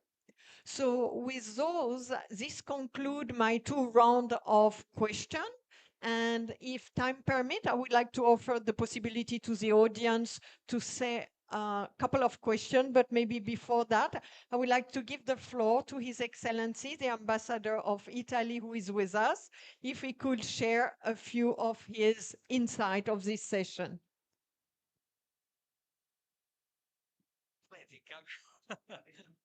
Oh, thank you. Thank you. Thank you. Thank you so much. Thank you so much. I'm actually late, so I apologize. I was supposed to speak at an earlier panel, but I was at the parliament attending the presentation of the budget. We were invited, all the ambassadors were invited, and it was a very important presentation and speech by the Minister of Finance, and that's why that explains why I'm late. But it was in a way good because now I have the honor to somehow close the 20th edition of the Denim Expo, Bangladesh Denim Expo. So I'm thankful to the organizer for inviting Italy every year to this important fair. And I understand why you invite Italy every year, because in fact, the Italian companies have contributed substantially to the development of this industry in Bangladesh through machinery, expertise, skills, and chemical products, etc. And in fact, several companies every edition attend the fair. And this year we even open a stand. We brought a stand by Italian trade agency, our official Italian trade agency, who was there to promote contacts between buyers and sellers and companies of Bangladesh and Italy. So let me say that this exhibition, this denim exhibition, is important not only for the B2B that it promotes, but I think it's important for the debate that it raises between stakeholders, between policymakers, and that's why these panels are so important. I thank you for promoting these panels, because I think that the industry, the denim industry, the garment industry in general is under transition, isn't it? So we need to talk and share ideas and understand which direction we have to take. There are so many challenges at the moment. Think about the logistic channel, think about the um, demand challenge, because the global demand of this kind of items is, I don't know, maybe a bit declining or in any way transforming. So how to face these challenges, that's the objective of this kind of debate. And data, of course, are so important. So I thank you for sharing ideas and giving inputs to companies and policymakers about the importance of data and how to tackle these challenges. I personally, I mean, Italy uh, believes in the strength of the Bangladeshi industrial sector, textile, garment sector. We believe in that, and that's why we are I was going around and meeting Italian people, entrepreneurs, representatives of Italian business attending the exhibition. I was talking to them and I was asking, what is your forecast for the future? What is your guess for the future? And they all said there is no plan B to Bangladesh. They said there is no plan B to Bangladesh. So Bangladesh is and will remain the main industrial manufacturing platform for garment and denim in this case. So this is quite reassuring in a way. On the other hand, it's a big responsibility, right? Because you have to live up to this position that you have achieved, and make sure that you continue to evolve and you continue to be competitive in the market, even when you will lose the least developed country status, right? This is the big challenge ahead. But I want again to reassure that European companies, Italian companies in particular, are behind Bangladesh, are supportive of your industry sector, because of course it's a win-win.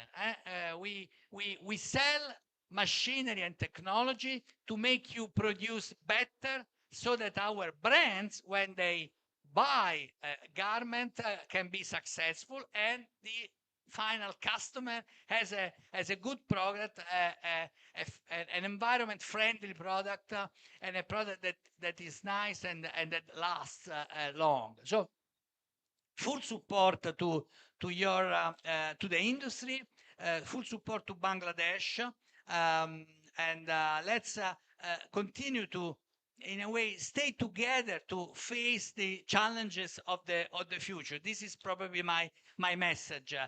These challenges ahead must be assessed and tackled together. This is my message. So thank you very much, and thank you for hosting me today. And apologies again for disrupting a little bit your program. Thanks again. Grazie mille, grazie mille. Grazie mille.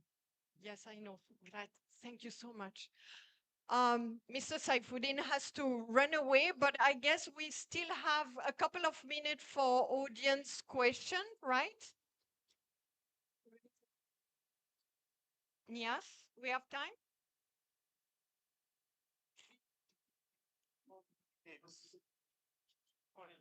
Yes, so the questions rise, so our volunteer will take the microphones, but since Mr. Saifuddin is going on, so we can take the good pictures before he left.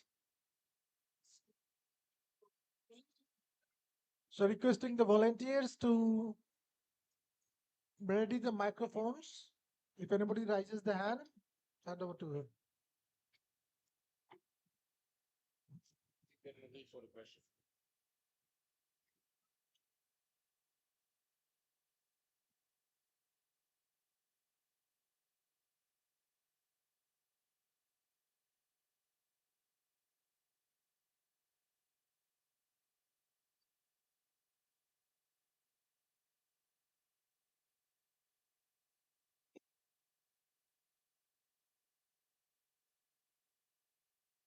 Grazie per essere venuta alla festa nazionale.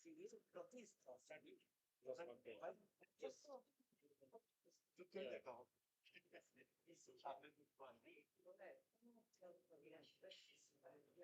Adesso collego le cose. Letizia, va bene. Ciao. Thank you. Sorry for that. I don't have a question for the ambassador. Sorry. Yeah, feeling down for a minute. Okay, go. Where's Jason? Oh my God. No, not for the ambassador. Not for me. For you. I have a question for better work. So, Stefan, my question is, where in all this is China? We saw the map. Where's China? Where's Shein? Where's all of this? And why nobody acknowledged the achievement Bangladesh did in so few years, you can say? This is my question, especially for better work.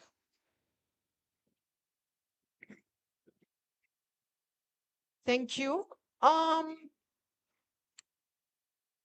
I believe the session today, our country manager, Ms. Alina, acknowledged the achievement of Bangladesh, particularly with regard to labor standard approval, and the progress we have done in many areas, including occupational safety and health.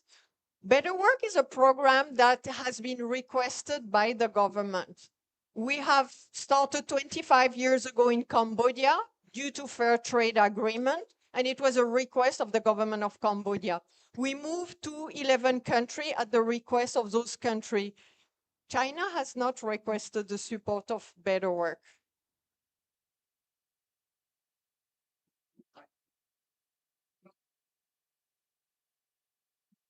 Why don't you frame them for not joining, for not requesting?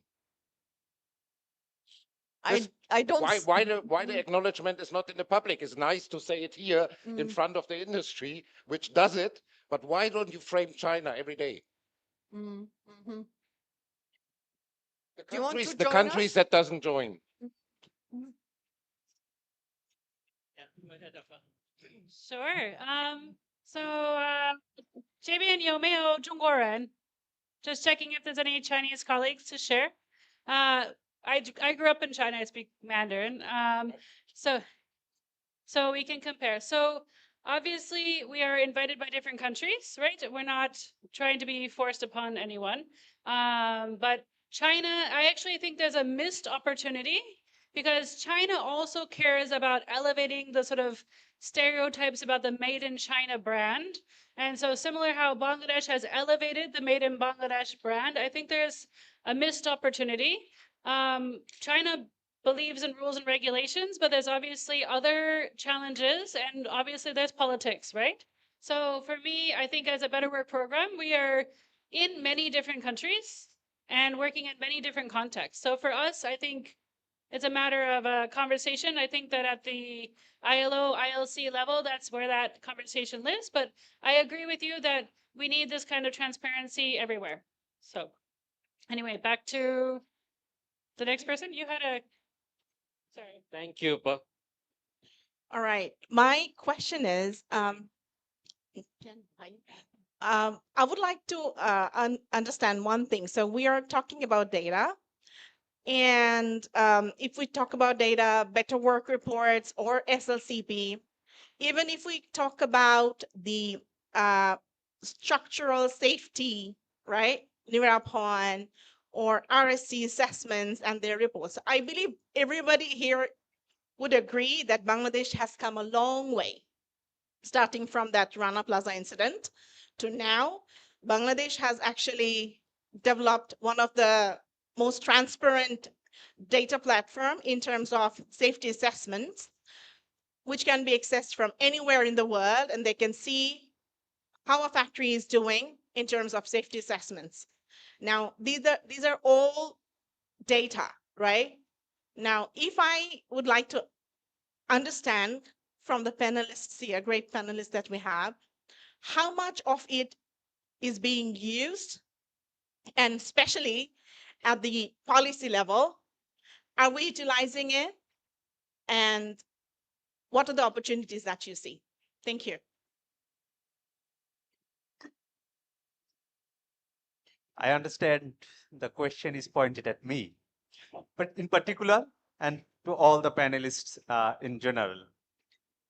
I mentioned earlier, before we ratified Convention 155 and 187, we took a small stock of all the affairs, all the accidents that take place, but that are not sufficient. I must agree, and I must admit. But some countries say that they will first come up with all the data and minimize the gap, and then they will ratify. We have probably ratified the midway, but there will be time, 2 years from now. We are developing a strategic document depending on the data, reliable data that is available. We'll discuss our ILO counterparts. We have our EU counterparts, the better work, the service recipients, the factories, the companies which are taking which are receiving the service from better work. And also, we have developed our own data system, that is labor information management system, and the inspection system, that is LIMA, labor information management application. And since I work for the development of the ministry as well, we have planned to go for a massive, robust, interactive data platform. And that can be the biggest platform which may relate to getting data related to OSH and also other parameters that are being discussed. Thank you.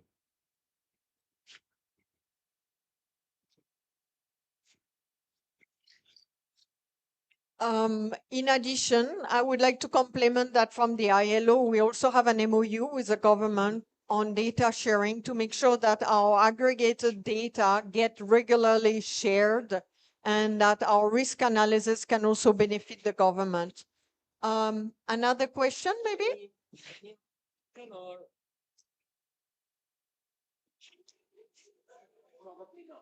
Probably not. Then with those words, I would like to close this session and maybe offer the possibility to Denim Expo to close it formally.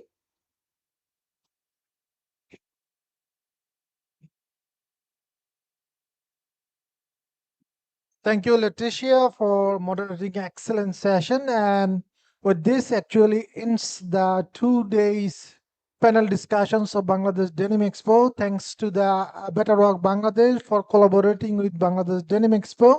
We are grateful to Better Work Bangladesh, and thank you so much, ladies and gentlemen, for your kind attention. Thank you.